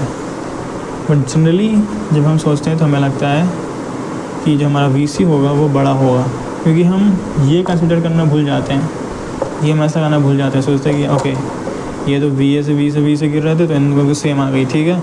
यहाँ पे तो वी तो इसके पास पहले से था ही, एंड जब ये नीचे इसका जी टी भी कुछ आ रहा है, तो ये तो बेसिकली वी से बड़ा होगा। बट बेसिकली ये हम वी से हमारी थी वो इनिशियल वेलोसिटी, ना कि फाइनल वेलोसिटी थी। तो बेसिकली जब हम ऐसे प्रोसीड करेंगे तो हमारा तीनों सेम आएगा, तो V A equal to V B equal to V C. Okay, that is the correct answer. So the correct option is A. वहाँ से जाना ज़ीरो मैथ्स लगा सकते हैं, बट इसका कोई वो नहीं है, सिंपल लॉजिक से हो जाएगा। Just physics, just arguments is needed, only the arguments are needed to solve this question. मैं थोड़ा थका फील कर रहा हूँ क्योंकि रात के बज रहे हैं 1 या 1:30 जो भी। Will try to finish and we have the 9th question this way. A balloon starts rising from the ground with an acceleration of 1.25 meter per second square. After 8 seconds, a stone is released from the balloon. The stone will cover a distance of 40 meter, have a displacement of 50 meter, reach the ground in 4 seconds, begin to move down after being released. Okay. तो इसमें एक अलग तरह की approach से हम reach करते हैं, जब हमें 4 सेट में दिए जाते हैं जिनमें हमें रीजनिंग करनी होती है। तो हम इसमें अप्लाई करेंगे बेसिकली, क्योंकि हम ऑप्शंस को एलिमिनेट करेंगे, एलिमिनेशन स्ट्रैटेजी यूज़ करेंगे, हमें अपना ऑप्शंस को एलिमिनेट करते जाएंगे। मेरी आवाज़ कम होते जा रही है क्योंकि रात का टाइम है, मुझे प्यास लग रही है। ओके, तो मैं ब्रेक लेता हूँ, तो तुम सॉल्व करो and I will be back in few minutes, that's it.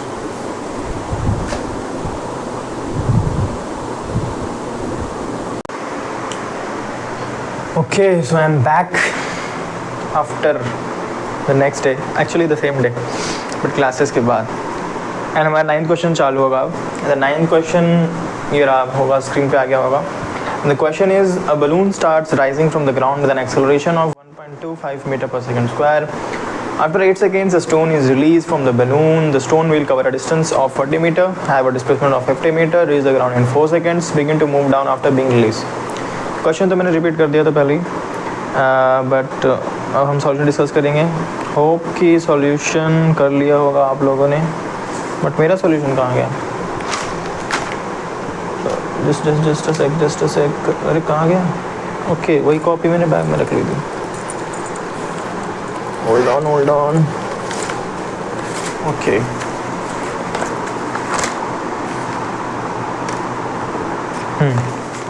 तो इसमें क्या दे रखा है? A balloon starts rising from the ground with an acceleration of 1.25 metre पर सेकंड स्क्वायर। तो ये हमारा बलून है, मैं बलून बनाऊंगा तो कैसे बनाऊंगा मैं? हाँ, इट्स लाइक दिस समथिंग, ये एंड ये यहाँ पे ये एंड ये यहाँ पर स्टैंड है जिसमें से गैस निकल रही है एंड इसमें एयर बनाई हुई है। तो उसके बाद ये ऊपर जा रहा है विद 1.25 मीटर पर सेकंड स्क्वायर। ओके, एंड हमें पूछा गया है कि आफ्टर 8 सेकंड के बाद एक स्टोन को रिलीज़ कर दिया जाता है उस बैलून से, जस्ट रिलीज़, और हमें 4 क्वेश्चन में दे दिए हैं। तो बेसिकली हमें चारों स्टेटमेंट्स में चेक करने पड़ेंगे। पहला covers a distance of 40 metre, the stone will cover a distance of 40 metre, have a displacement of 50 metre, reach the ground in 4 seconds, जो भी दे रखा है। ठीक है, क्वेश्चन कौन सा है? 9th, yes 9th। तो ये हमारा ये हमारा इनिशियली था। इनिशियली कंडीशन क्या थी? हमारा u इक्वल टू 0 था। इस बलून को सिंपल सा एक्सलेशन ऑफ साइड पर दे दिया गया था 1.25 मीटर पर सेकंड स्क्वायर। बहुत से लोग ये दिमाग लगा रहे हैं नहीं नीचे भी जी लग रहा होगा, तो नहीं, ये जो दिया गया है ये नेट दिया गया है, मैंने ऊपर जाता ही नहीं, अगर इसको देता तो नीचे आता उल्टा, तो जी यहाँ पर नहीं लग रहा है। This is net acceleration of in upward direction. Okay, तो ये इतने से जा रहा है। तो पहले हम क्या निकालते हैं? अब 8 सेकेंड बाद ये यहाँ पे है, 8 सेकेंड बाद मान लो ये यहाँ पे होगा कहीं पे, इसको हम मान लेते हैं क्या, लेट्स से ये h हाइट कवर करेगा, ठीक है, इतना ऊपर जाएगा। फिर हम यहाँ से एक स्टोन को रिलीज़ करते हैं। पहला पार्ट हम ये सॉल्व करते हैं कि यहाँ से कितना ऊपर जाएगा, क्योंकि इसमें पूछ रखा है डिस्टेंस डिस्प्लेसमेंट। अगर डिस्प्लेसमेंट दे रखा है तो अभी देखते हैं, बट चलो बता ही देते हैं कि जब ऊपर जा रहा होगा तो यहाँ पे स्टोन भी रखा होगा किसी ने साथ में। 8 सेकेंड बाद उसने टाइमर देखा और स्टोन को ऐसे छोड़ दिया, लीव कर दिया। तो अब इसमें कंसेप्ट ये होता है, एक लोग सोचेंगे जैसे स्टोन को छोड़ा उसमें नीचे ग्रेविटी लगने लगेगी एंड वो वहाँ से फ्री फॉल करने लगेगा हमारा स्टोन, और नीचे आके गिरेगा, जो भी डिस्टेंस ट्रैवल करेगा। ठीक है, ये एक अप्रोच होती है, बट ये गलत है, क्योंकि जब दो बॉडी साथ में जा रही है, लेट्स से मैं साथ में जा रहा हूँ और लेट्स से मैं ट्रेन से ट्रैवल करते हैं ना, ट्रेन से, बस से, जो भी, तो जब हम चालू कर रहे होते हैं तो हम कुछ खाते पीते हैं और उसको बाहर फेंक देते हैं। तो हमारी एक बाहर जब फेंक देते हैं तो उसकी एक इस डायरेक्शन में दे देते हैं वेलोसिटी, बट जब कोई बाहर से देखेगा उसे, यहाँ पे फ्रेम ऑफ रेफरेंस काम आएगा, वो भी सब कंसेप्ट पड़े होंगे। तो जब ये यहाँ से देखेगा उसे, तो उसे बाहर आता नहीं दिखेगा, उसको आगे जाता भी दिखेगा, क्योंकि जब तुम फेंक रहे होते हो तो उसको वो बस की वेलोसिटी भी मिल जाती है जिस वेलोसिटी से बस आगे जा रहा होता है। तो सेम कंसेप्ट यहाँ पे लगेगा। जब भी हमारा इनिशियल वेलोसिटी 0 थी और हमने इसको एक्सेलेरेशन दिया, ये ऊपर गया, तो इसकी वेलोसिटी कुछ बन रही होगी। 8 सेकंड बाद कुछ वेलोसिटी रही होगी। जब हमने स्टोन को रिलीज़ करा तो स्टोन को भी वही वेलोसिटी मिलेगी। अब ये तो क्लियर ही होगा कि ये बलून ऊपर जा रहा था तो इसकी वेलोसिटी अप साइड में थी, तो स्टोन को भी वेलोसिटी अप साइड में मिलेगी। तो बेसिकली ये भी क्वेश्चन इसमें फ्रेम हो गया कि यहाँ पे इसको हमने वेलोसिटी दी अप साइड को कुछ v, एंड उसके बाद स्टोन तो इससे रिलीज़ हो गया है। अब तो स्टोन पे इसका एक्सेशन कोई इफेक्ट रहेगा नहीं, उस पर किसका इफेक्ट लगेगा? अर्थ का एक्सेशन टू ग्रेविटी लगेगी, क्योंकि नीचे की साइड होगी g। हमने मान लिया कि 8 सेकंड बाद h हाइट पे होगा। तो अभी हमें क्वेश्चन कन्वर्ट किस में हो गया कि यहाँ पे एक बॉल थी h हाइट पे, उसको हमने v डायरेक्शन से ऊपर दिया, तो अब उससे कुछ बना के निकालना है आंसर जो भी है। तो बॉल क्या करेगी? ऐसे घूम के नीचे आएगी बेसिकली। तो ये क्वेश्चन इसमें कन्वर्ट हो गया, यहाँ से यहाँ तक ले जाया गया बस क्वेश्चन को थोड़ा डिफ़िकल्टी लेवल बढ़ाने के लिए, वरना स्ट्रेट क्वेश्चन ये था, इसको बस थोड़ा सा वो करना था, पजल करने के डाला गया था। तो अब इसके बाद अब यहाँ से क्या h निकाल लेते हैं। h क्या होगा हमारा? u हमारा 0 था, हाफ g नहीं लगेगा, a लगेगा, जो कि था 1.25 which is 5.4, half a t। 8 second बाद 8 × 8 4 to 8 8 5 40 मीटर। तो अब ये पता चल गया कि हमारा जो स्टोन है वो 40 मीटर से रिलीज़ करा जाएगा। तो अब यहाँ से रिलीज़ करा गया तो ये ज़मीन पे आएगा, ये 40 मीटर ऊपर है, तो ये घूम के ज़मीन पे आएगा, तो कितना डिस्प्लेसमेंट कवर करेगा?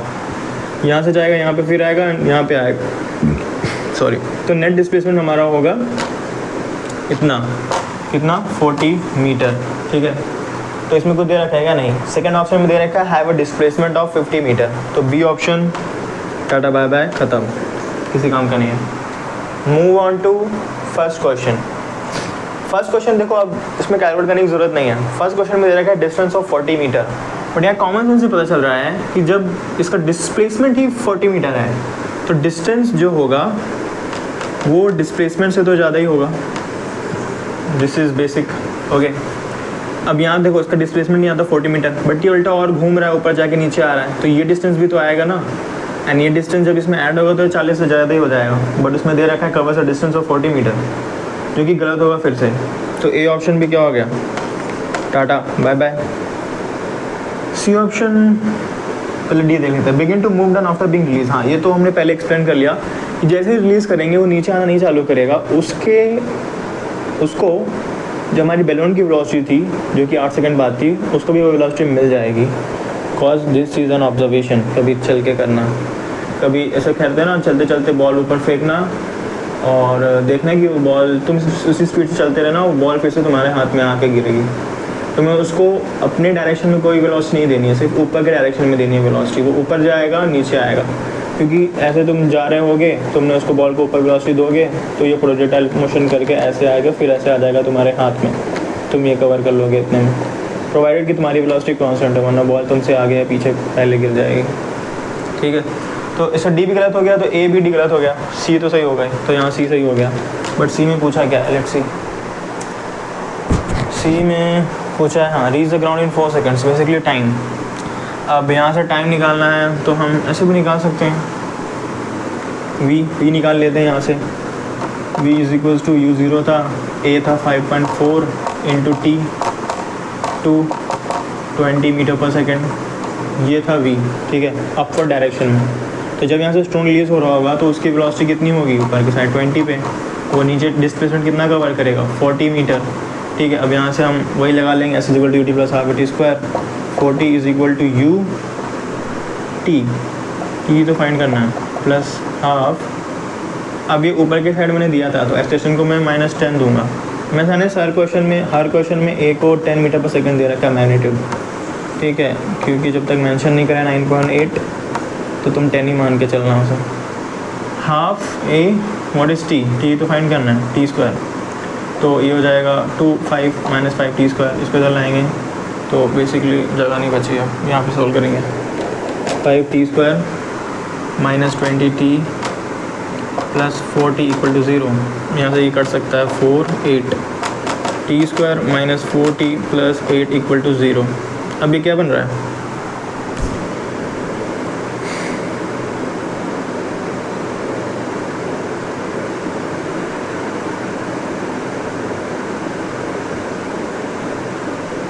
he is the ground in 4 seconds, t equal to minus b is 4 plus minus b square 16 minus 4ac 8 4 32। हाँ जी, तो कुछ गड़बड़ हो रहा है, प्लस 8 4ac 8 4 32 b square 16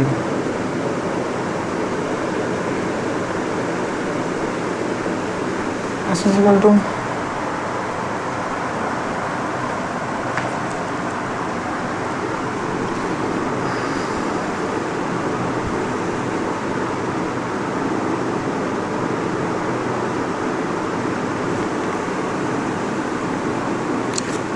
इस अप्रोच में दूसरे प्रोसेस को कर लेते हैं। ओके, तो दूसरे अप्रोच से अगर करेंगे, मैंने एक्चुअली दूसरे अप्रोच से सॉल्व कर रखा था और मैं यहाँ पे दूसरे अप्रोच से सॉल्व करने की कोशिश कर रहा था, तो कोई नहीं, उसी अप्रोच से करते हैं। देखो यहाँ पे 40 मीटर पे था हमारा बॉल, ठीक है, ग्राउंड से। इसको ऊपर की वेलोसिटी कितनी दी थी, हमने निकाली थी, कुछ भी निकाली थी, 20 निकाली थी I think. Is equal to you plus 5.4 into 8 2 2 2 4 2 ना 10 थी यार velocity. v is equal to 5/4 into T 2, हाँ 10। यहाँ पे इसको 10 दे रखा है, 10 दे रखा है, ठीक। तो अब हाँ बेसिकली आ जाएगा यार यहाँ से भी 5t जो भी था 40 is equal to you T, what is U is 10t minus half 10t square 5t square minus 10t plus 40 equal to 0 2 8 t square minus 2 plus 8 equal to 0 t equal to -2 is plus 2 plus minus under root of b square 4 minus 4 8 into 4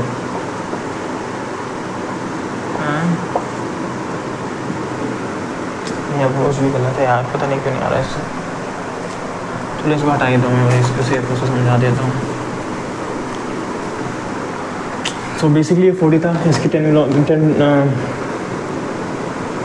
okay हम अच्छे ठीक है, उसमें हम वहाँ पे सही हो रहे थे, हम इसका साइन नहीं ले रहे थे बेसिकली, तो वहाँ से वो नहीं हो रहा था, होता है यार, ठीक है। 10 मीटर पर सेकंड की इसकी वेलोसिटी होगी यहाँ पे। अब ये यहाँ पे जाएगा, यहीं पे कहाँ पे इसकी वेलोसिटी क्या हो जाएगी, 0 होगी, एंड ये घूमेगा, फिर यहाँ पे 10 होगी, एंड यहाँ से नीचे फटका दिया जाएगा। तो अगर मैं T1 फाइंड करना है तो लेट से मैं इसको कह लेता हूँ T1, इस वाले को कह देता हूँ T2। T2, तो मेरा T क्या हो जाएगा, T1 प्लस T2। अगर T1 फाइंड करना है तो इसकी वेलोसिटी फाइनल वहाँ पे 0 है, 10 माइनस 10T, ठीक है। तो क्योंकि एक्सेलरेशन हमारा नीचे लग रहा है तो T कितना हो जाएगा, 1 सेकेंड यहाँ से आ जाएगा, यानी यहाँ से इसको यहाँ तक जाने में कितना लगा, 1 सेकेंड लगा। अब 1 सेकेंड लगा है उसे, ये 40 था। अब अगर हम यहाँ से यहाँ का डिस्टेंस भी कैलकुलेट करें तो वो आ जाता है S is equal to U कितना था, 10T minus half 10T square. T कितना था, 1, कितना जाएगा 10 माइनस 5 विच इज़ 5 मीटर, यानी यहाँ से यहाँ तक ये जब गया तो इसका डिस्टेंस कितना था, 5 मीटर। टोटल डिस्टेंस कितना हो गया, 45 मीटर। तो हमें बस ये पता करना है कि ये 45 मीटर कितने डिस्टेंस में ट्रैवल करेगा अगर इसका इनिशियल वेलोसिटी 0 है एंड नीचे को एक्सेलरेशन दे रखा है 10 मीटर पर सेकंड स्क्वायर। तो कितना आ जाएगा, 45 इज इक्वल टू हाफ, क्योंकि यू टी 0 हो जाएगा plus U is 0, G is our 10, नीचे डायरेक्शन को पॉजिटिव ले लिया, and T square 5 9, T square is equal to 9। तो आंसर कितना आ जाएगा, 4 सेकेंड। कैसे है यार, तुम जानो मुझे क्या। ओके, तो इस तरह से हमारा सही आंसर होता है C, it will reach the ground in 4 seconds. And इसके बाद हम मूव करेंगे 10th क्वेश्चन पे, जो कि आपके स्क्रीन पे आ गया होगा।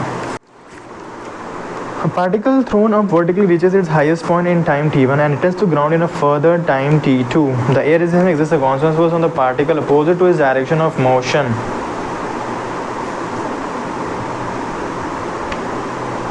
ओके, क्वेश्चन पढ़ लिया होगा, वीडियो को पॉज करो एंड सॉल्व करो, देन सॉल्यूशन देखो। सही है तो +4, गलत है तो -5, छोड़ दिया तो -4। कितनी ब्रूटल है मार्किंग स्कीम।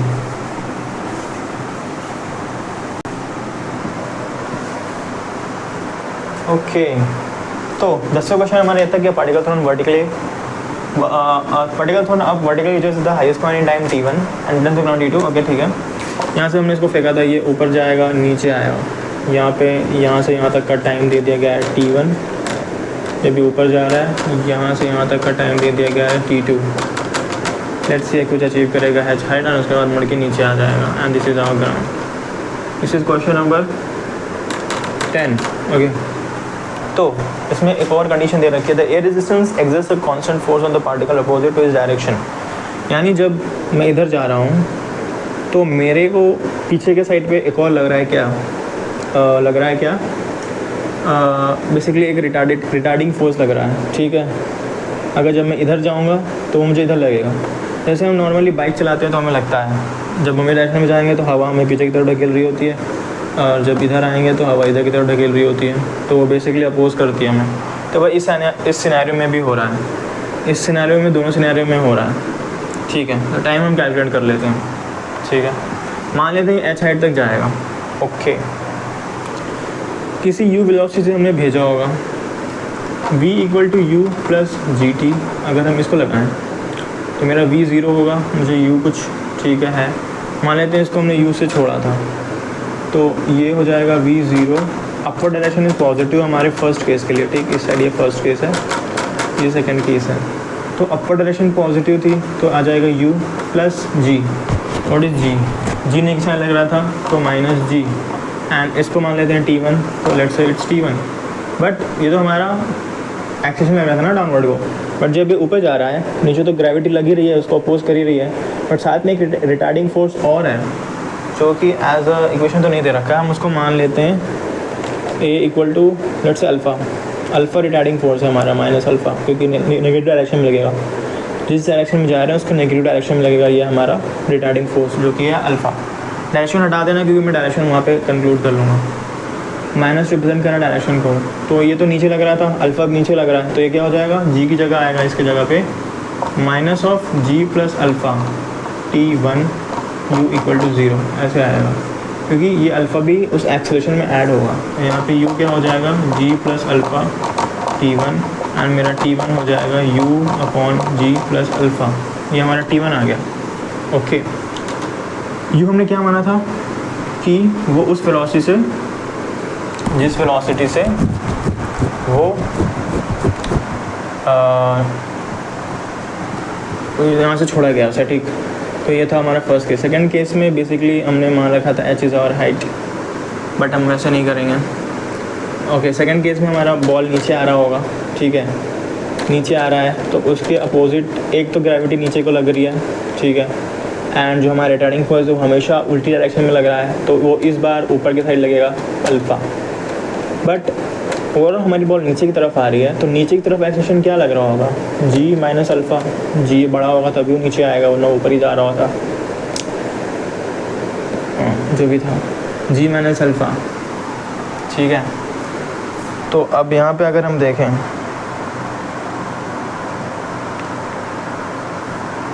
अगर हम इस अप्रोच को फॉलो करें कि T is U upon ji plus alpha, U से हमने इसको फेंका था, ये H हाइट पे जाएगा, तो H equal to you T, U वहाँ पे 0 था, हाफ जी माइनस अल्फ़ा T2 स्क्वायर, तो ये basically 2H upon G minus alpha is our T2 square.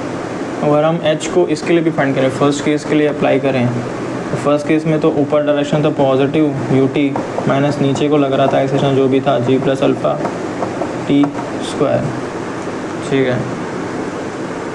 Okay, H क्या था हमारा, V square minus U square is equal to 2 G plus alpha H। V square हमारा 0 था, minus U square minus G plus alpha minus minus cancel, U square upon 2 G minus alpha भी हमारा क्या हो जाएगा H, ठीक है। U square upon 2 G minus alpha H, 2H upon G minus alpha वो आया था।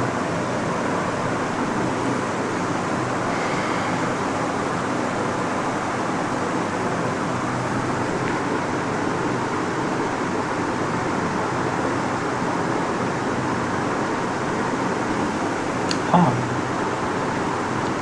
देखो ना, ये कहाँ था, U square upon 2 G minus alpha, U हमें दे रखा है T1 into g plus alpha. अगर मैं यू स्क्वायर को यहाँ पे पुट कर लूँगा तो ये H में आ जाएगा,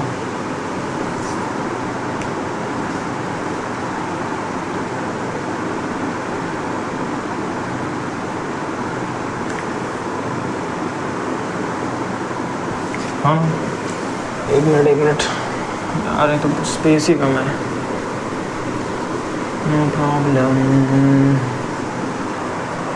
T1 ये था यहाँ पे, तो बेसिकली हमें इंट्यूशन भी आ रहा है ना कि जब वो ऊपर जा रहा था तो उसको, ठीक है, यहाँ तक जाने में उसको टाइम ज़्यादा लगेगा, क्योंकि ओवरऑल जो हमारी एक्सेलरेशन है वो है जी माइनस अल्फ़ा। जब नीचे आ रहा है तो सारी एक्सेलरेशन उसका साथ दे रही हैं, जी प्लस अल्फ़ा जब ऊपर जा रहा है तो एक नहीं साथ दे रही है, दूसरी साथ दे रही है, ठीक है, एक साथ दे रही है, दोनों साथ दे रही हैं यहाँ पे, ठीक है, तो दोनों ठीक है। तो बेसिकली यहाँ से देखेंगे तो हमारा इसमें टाइम कम लगेगा सेकंड वाले केस में, तो T2 जो होगा वो लेस देन T1 होगा, क्योंकि ये इंट्यूशन से आ रहा है आंसर कि जब भी ऊपर जा रहा है तो एक्सेशन यहाँ पे दोनों साथ दे रही है, यहाँ पे एक साथ दे रही है, तो ये वाला आंसर तो हो गया। बट सही आंसर तक पहुँचने का मैथमेटिकली जैसे पहुँचेंगे उसको हम देखते हैं, ठीक है। तो ये तो आएगा T1 माइनस T2, हमारा आंसर सही होगा ए, ठीक है। तो इसको सॉल्यूशन अगर हम देखें तो वो थोड़ा मैंने अपने सॉल्यूशन इतने गंदे लिख रखे मुझे समझ नहीं आ रहा है। 0 इक्वल टू दिस T1 आ जाएगा, ओके। ऑप्शन ना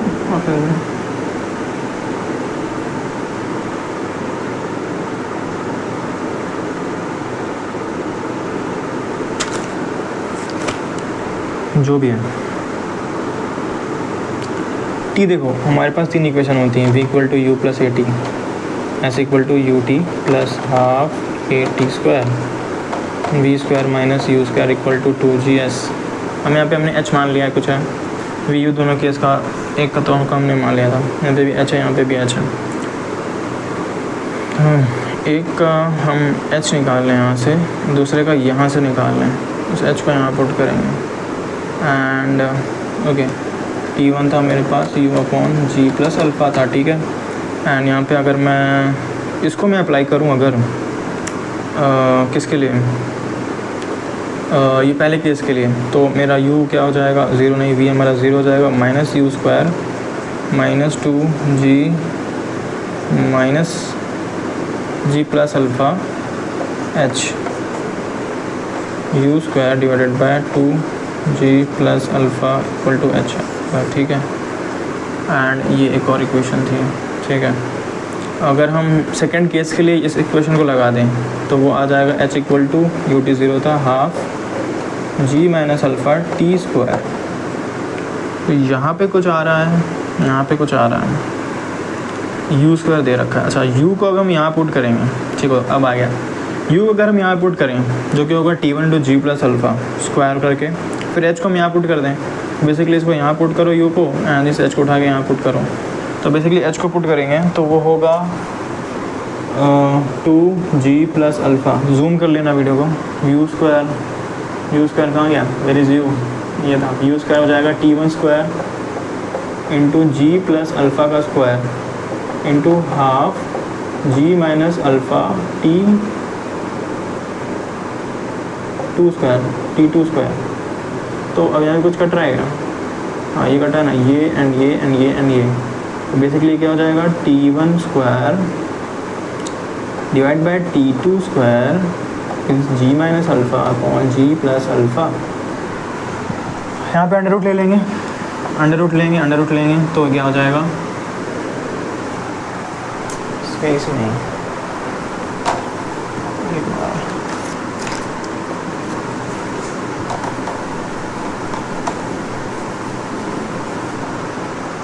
okay. T one upon T two आ जाएगा under root of G minus alpha G plus alpha. अभी रेशियो ग्रेटर देन वन होगा या लेस देन वन होगा? ये लेस देन वन होगा क्योंकि जी प्लस अल्फ़ा जी माइनस अल्फ़ा से बड़ा होगा। सो बेसिकली और ये वन होगा, इसका अंडर लिखता है, ये लेस देन वन होगा। तो T one less than t two हो जाएगा, टी टू बड़ा आ रहा है। ये कैसे हो सकता है? कुछ तो गड़बड़ कर दिया। जी प्लस अल्फ़ा नीचे गया ना, तो T one by t two, हाँ यहाँ,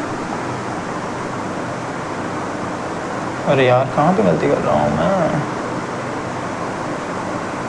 एच को हमने यहाँ पुट करा था जो कि था U square, and U square था T one G one plus alpha square G plus alpha square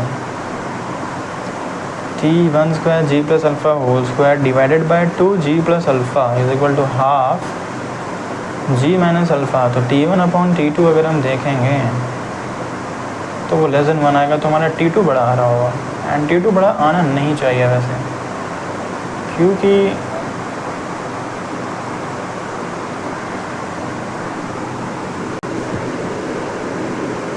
हाँ सॉरी टी टू ही बड़ा आएगा यार क्योंकि ये जब ऊपर जा रहा है तो इसको एक ज़्यादा पावर से रिटार्ड करा जा रहा है, इसके ऊपर ज़्यादा फोर्स लगाया जा रहा है इसको रोकने के लिए, तो ये कम समय में रुक जाएगा।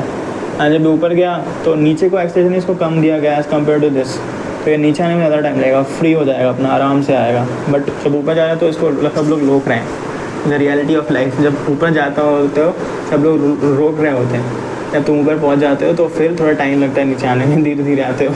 तो टी टू हमारा टी वन से घटा होगा तो ऐसे सॉल्यूशन होगा, ठीक है। सॉरी तो इसका ये आंसर होगा, जो भी ऑप्शन सही था लगा लेना एंड मैं आपको मार्क्स दे लेना। ओके 10th क्वेश्चन हो गया, 11th वाला करेंगे।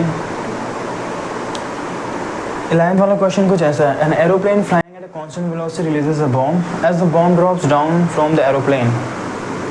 तो 4 क्वेश्चन है, स्टेटमेंट है, बेसिकली एनालाइज करना है स्टेटमेंट्स को, थोड़ी सी फिजिक्स लगानी है, थोड़ी सी इक्वेशंस यूज़ करनी है, ताकि जो ऑप्शन तुमने चुना है उसको तुम जस्टिफाई कर सको कि तुमने क्यों चुना है। सही आंसर के पीछे मैथ्स, सही मैथ्स होती है, सही मैथ्स आ गई सही आंसर आ जाएगा। Physics and maths hand in hand जाती है, क्योंकि फिजिक्स एंड मैथ्स हटा दोगे तो बायोलॉजी बन जाएगी। An aeroplane flying at a constant velocity releases a bomb as the bomb drops. Okay ठीक है, ये हमारा एरोप्लेन था, मुझे एरोप्लेन बनाना नहीं आता है, कैसे बनता है? ओके ये तो कुछ और है, मान लो ऐसे जा रहा है यार, इसकी ये थी, ये तो तितली बन गई, जो भी था। फिर यहाँ से इसने एक बॉल को छोड़ा, मान क्या कुछ लगेज था, कुछ छोड़ा, बॉम्ब को छोड़ा, सॉरी बॉम्ब ही मार दिया। ओके ये था बॉम्ब, ये जा रहा था मान लो वी से, ये मेरा ग्राउंड है, ये h हाइट पे उड़ रहा था, एंड इसको जब छोड़ा तो पहले बता दिया गया कि जब इसको छोड़ा जाएगा तो इसकी भी वेलोसिटी वही होगी जो इसकी थी, तो इधर भी ये v से ही जाएगा, ठीक है। अब इसको छोड़ दिया है, अभी हमारा हवाई जहाज जा रहा है, ऐसे जाएगा। एंड अब इसके साथ क्या होगा, और ये भी इस क्वेश्चन में आइडियली माना जाएगा कि जो है हमारा एरोप्लेन है ये हमेशा इसी डायरेक्शन में मूव कर रहा है, इस पर ग्रेविटी का कोई इफेक्ट नहीं पड़ रहा है, हमेशा उसी हाइट पे मूव कर रहा है at a constant height of h। तो जब ये v से जा रहा है, फिर बॉल छोड़ दिया गया, बॉल भी v से जा रही है, बट बॉल तो अब इससे रिलीज़ हो गई, इसके कॉन्टैक्ट में है नहीं, तो बॉल इधर v से जाएगी। आइडियल केस माना जा रहा है कि वो एयर रेजिस्टेंस नहीं लग रहा है एंड सिर्फ नीचे की तरफ ग्रेविटी लग रही है, तो बॉल क्या होगी, धीरे धीरे नीचे आएगी, ऐसे नीचे आना चालू करेगी धीरे धीरे। बट क्योंकि इधर भी जा रही है, तो ये जो इसका ये स्ट्रेट लाइन का पाथ है ये थोड़ा शिफ्ट होगा, जब शिफ्ट होगा तो ऐसे आ जाएगा पैराबोलिक, ठीक है। तो नीचे चालू करते हैं डी ऑप्शन से। It will gradually fall behind the aeroplane if the aeroplane is flying horizontally. देखो इसमें ये बोला गया है कि जब एरोप्लेन हॉरिजॉन्टली फ्लाई कर रही है, तो यार मुझे प्यास बहुत लगती है, फॉल कर रही है, तो जो हमारे बॉल है वो धीरे धीरे क्या होगा, पीछे हो जाएगी। मैं इसमें आइडियल केस ही कंसिडर कर रहा हूँ सिर्फ। तो जैसे जैसे ये इधर मूव कर रही है, इसकी वेलोसिटी हम v मान रहे हैं कि वो वही है, कौन सा वेलोसिटी मूव कर रही है दिया गया है। तो जब बॉल छोड़ेगी तो बॉल भी उसी डायरेक्शन में मूव करती रहेगी।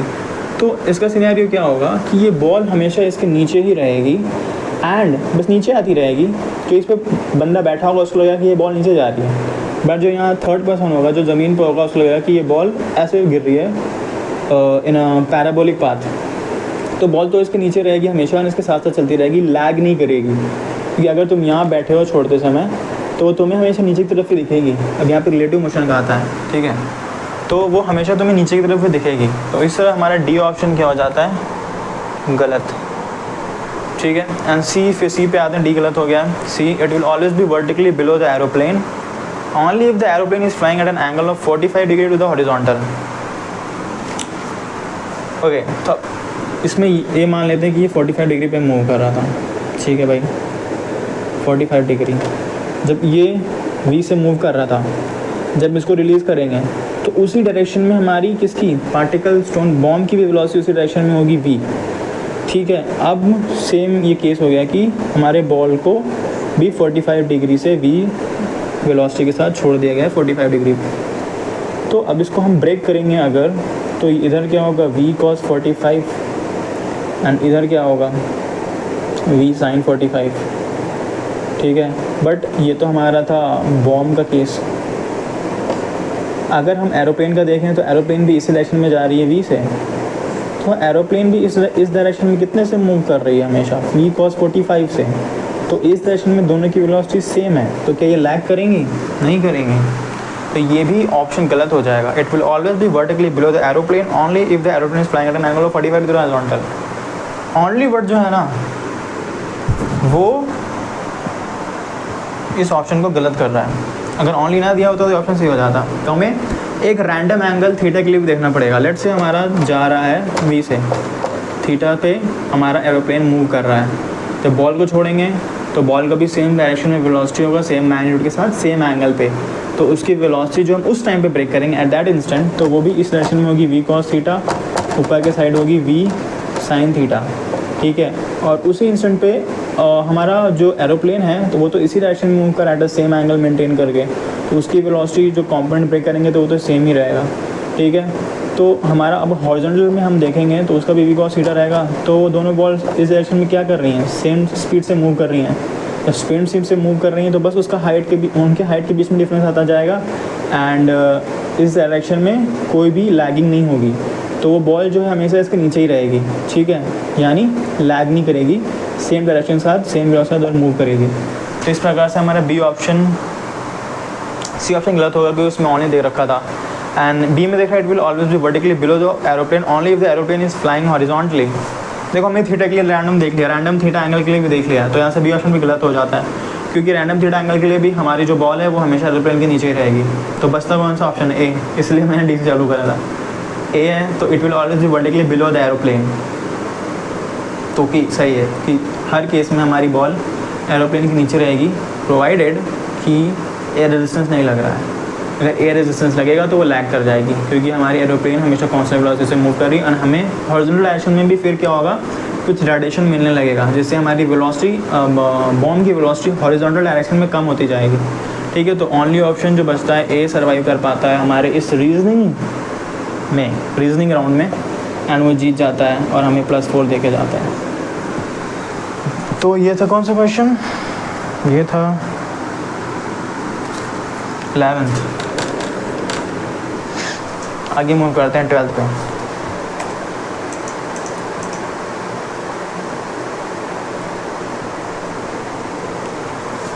ट्वेल्थ क्वेश्चन आपकी स्क्रीन पर ये रहा। A projectile is moving at 60 metre per second at its highest point, where it breaks into 2 equal parts due to an internal explosion. One part moves vertically up at 50 meter per second with respect to the ground. The other part will move at. तो इसमें simple equation लगा के find करना है, answer तक पहुंचना है। Video pause and solve and then come back. Let's see. Is moving at 60 metre per second. हमने एक प्रोजेक्टाइल छोड़ा था, जो कि प्रोजेक्टाइल हमेशा ऐसे फॉलो पाथ करता है जनरली। ये यहाँ पे है, यहाँ पे 60 मीटर पर सेकेंड से मूव कर रहा था। ये है फर्स्ट केस, इनिशियल केस। उसके बाद क्या हुआ, इस बॉम्ब के अंदर एक इंटरनल एक्सप्लोजन हुआ जिससे वो 2 पार्ट में ब्रेक हो गया। जब वो ब्रेक हुआ तो बताया जा रहा है कि एक जो उसका हिस्सा था, आधा हिस्सा जो था वो क्या हुआ, 1 part moves vertically up at 50 metre per second. ये फाइनल केस में क्या हुआ कि यहाँ पे जो हमारा पार्टिकल था उसका आधा हिस्सा ऊपर गया विथ 50 मीटर पर सेकेंड। ठीक है। पूछा गया है कि दूसरा पार्ट की वेलोसिटी क्या है, the other part will move at. जब हम ऑप्शन देख रहे हैं तो उसमें हमें देखा गया है metre per second, metre per second, metre per second, metre per second. तो ऐसे ये पता चल रहा है कि हमें वेलोसिटी पूछी गई है दूसरे वाले पार्ट की क्या होगी। तो नॉर्मल सा केस है, वर्क पावर एनर्जी पड़ा होगा, उसमें मोमेंटम कंजर्वेशन पड़ा होगा, तो उसमें मोमेंटम कंजर्व होगा। जब ये इसको हम मान लेते हैं आई कैप, इसको मान लेते हैं जे कैप। ठीक है। इनिशियली हमारी थी 60 metre per second in i cap direction of mass m. पूरे बॉम्ब का मास हम मान लेते हैं, बॉम्ब ही था ना, प्रोजेक्टाइल था, बॉम्ब भी बॉम्ब आ रहा है दिमाग।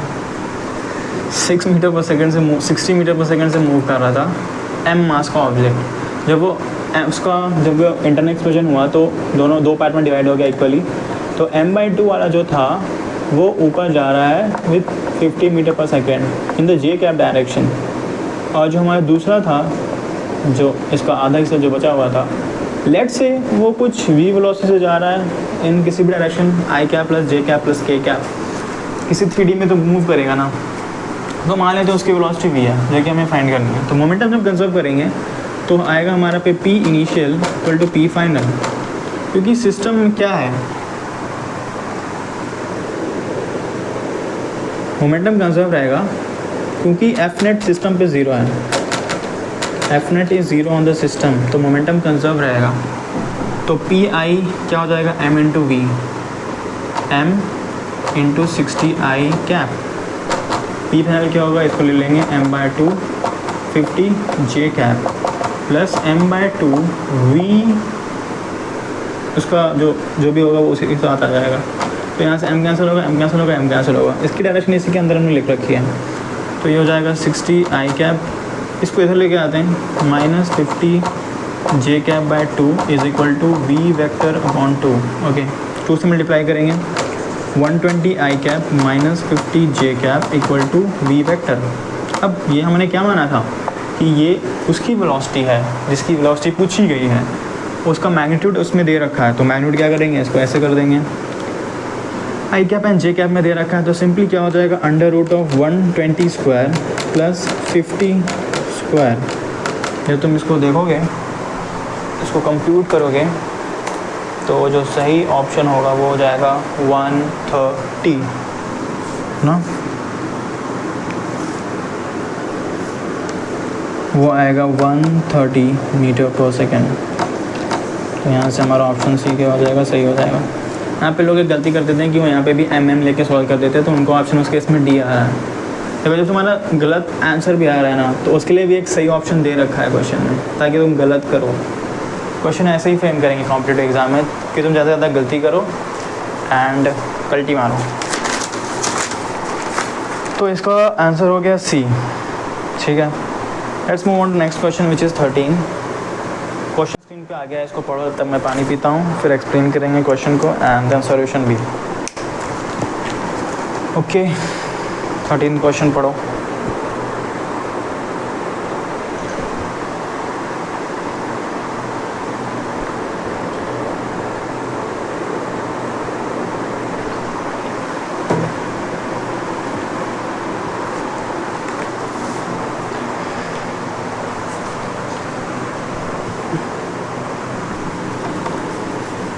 क्वेश्चन ये दे रखा है that two particles are projected simultaneously in the same vertical plane from the same point. From the same point but the different speeds at different angles to the horizontal. The path followed by one as seen by the other. तो ये relative motion के question है. ठीक है, case 1. पहला case में मान लेते हैं V1 से इसको फेंका गया एट एन एंगल थीटा. जब इसकी ये था पहला पार्टिकल. दूसरे पार्टिकल क्या था, मान लेते हैं इसको V2 वेलोसिटी से फेंका गया at an angle delta. Okay, तो जब इसकी और इसकी वेलोसिटी ब्रेक करेंगे, इस सेशन में क्या आएगी V1 cos थीटा. ठीक है, इस सेशन में क्या आ जाएगी V1 sin थीटा. इसकी करेंगे तो आ जाएगी V2 cos डेल्टा. इसकी करेंगे तो आ जाएगी V2 sin डेल्टा. ठीक है, ये हो गया. अब पूछ रखा है the path followed by one as seen by the other.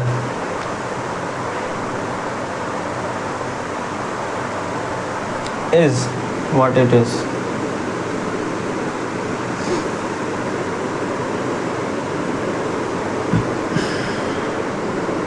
तो हम क्या करेंगे इसके लिए, ये एक्स डायरेक्शन में मूव कर रहा है, वाई डायरेक्शन में मूव कर रहा है, ये भी एक्स डायरेक्शन में कुछ मूव कर रहा है, वाई डायरेक्शन में मूव कर रहा है, साइमल्टेनियसली मूव कर रहा है दोनों. तो हम क्या करते हैं, इनके डेल्टा एक्स आई निकाल लेते हैं. यानी ये देखते हैं कि हम ये एक्स डायरेक्शन में कैसे मूव कर रहा है as compare to this, and ये भी वाई डायरेक्शन में कैसे मूव कर रहा है एज़ कम्पेयर टू दिस. जब दोनों आएंगे, दोनों इंडिपेंडेंट एक्सिस में होंगे, तो हम उसका वेक्टर सम ले लेंगे. तो हमें वहाँ से क्या पता चल जाएगा, वहाँ से हमें पाथ का वो आ जाएगा. ठीक है, तो जनरल इक्वेशन क्या होती है, x is equal to you t. U t क्योंकि यहाँ पे एक्स कुछ है नहीं, तो u V1 cos theta into t. ठीक है, एंड क्योंकि सेम टाइम पे हमने फेंका है, तो टाइम तो उस ये ऐसे मूव कर रहा है, ये भी ऐसे मूव कर रहा है, टाइम सेम ही लेंगे. इससे आएगा जो भी डिफरेंस आएगा. तो ये हो जाएगा x1 x2 हो जाएगा V2 cos डेल्टा t.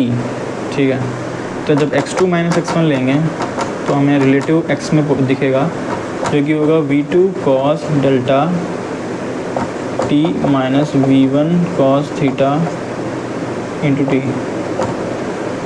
ठीक है, तो ये बेसिकली हो जाएगा V2 cos delta t V1 cos delta minus V1 cos theta t.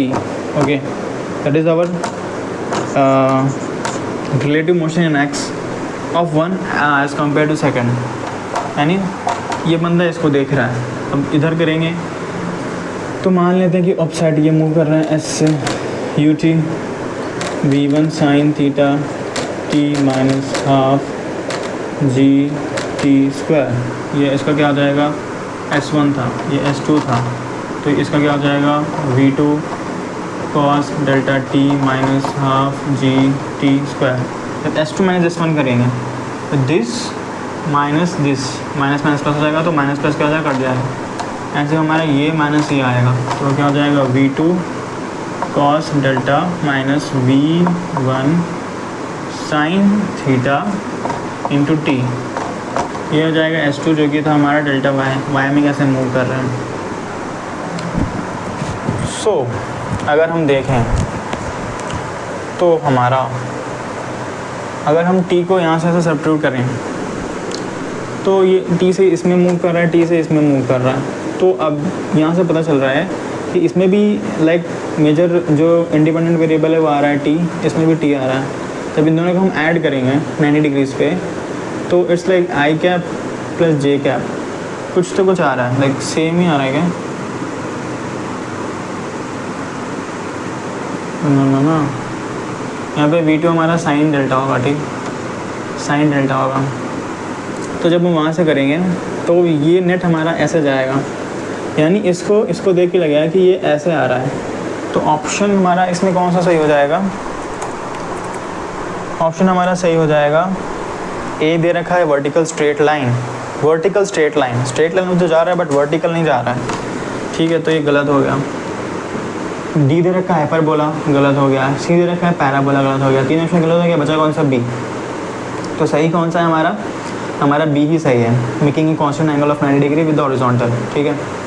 So that is the correct option, क्योंकि ये 90 डिग्री पे तो हमने फेंका नहीं, उसमें दे रखा है कि हॉरिजॉन्टल से कुछ एंगल पे फेंका, हमने थीटा को कंसीडर करा है। सो हमारी वीडियो अटक गई थी बीच में, आई डोंट नो व्हाई। तो हम उस वीडियो को मैंने देखा रिवाइंड करके, तो हम वहाँ पे मैं एक्सप्लेन कर रहा था कि हाँ उसको थोड़ा पीछे कर लो, वहाँ पे तुम पहुँच जाओगे। उसमें क्या था कि ये था हाँ, कुछ हमारा डेल्टा एक्स जो था वो प्रोपोर्शनल टू टी था इन आई कैप, एंड जो हमारा डेल्टा वाई था वो भी प्रोपोर्शनल टू टी था इन जे कैप। तो अब यहाँ से ये टी में जा रहा है, ये भी टी से इसके डिपेंडेंस, ये इसमें डायरेक्टली प्रोपोर्शनल टू टी है, इसकी वेलोसिटी इंक्रीज़ कर रही है एक्स में, और इसमें भी इसकी वेलोसिटी इंक्रीज़ कर रही है वाई में, जब हम एज कंपैरिजन कहने रिलेटिवली देख रहे हैं। तो अगर इसको डिफरेंशिएट कर देंगे तो हमारा v क्या हो जाएगा? इस डायरेक्शन में कांस्टेंट, v इस डायरेक्शन में कांस्टेंट। हमारी जो नेट वेलोसिटी रहेगी वो रहेगी इस डायरेक्शन में, जो हमारा इनिशियली फेस के लिए होगा, ठीक। बाद में ये चेंज होता रहेगा, बट हमेशा इसकी डायरेक्शन ऐसे ही मेंटेन रहेगी, क्योंकि नहीं कुछ हाफ के लिए रहेगी, उसके बाद चेंज होगी, क्योंकि बस में पार्टिकल नीचे भी तो आएगा ना, तो इस हाफ के लिए चेंज होगी। तो अगर इनिशियली देखें तो ऐसे रहेगा।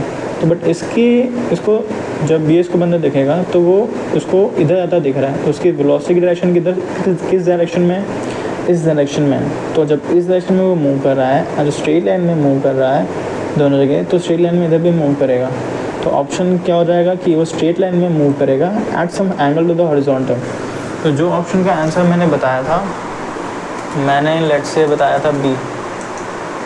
मैंने क्या बताया था? बी बोला था ना, वर्टिकल स्ट्रेट लाइन। ना वो तो 14 है, 14 वाला भी मैंने उसमें बता दिया। 13 हाँ, straight line making a constant angle, something constant angle with horizontal, okay. तो बी ऑप्शन से सही होगा। नेक्स्ट क्वेश्चन आ रहा है 14, उसको जल्दी से देखो, पढ़ो, क्योंकि मैं इसको दोबारा से रिपीट कर रहा हूँ क्योंकि वो वीडियो रुक गई थी, पता नहीं क्यों। ये चल रही है कि नहीं चल रही है? ओके 14 क्वेश्चन आ गया, पढ़ो जल्दी से एंड सॉल्व करो। सो होप कि सॉल्व कर लिया होगा। तो 14 में क्या है बेसिकली, उसमें ये दे रखा है कि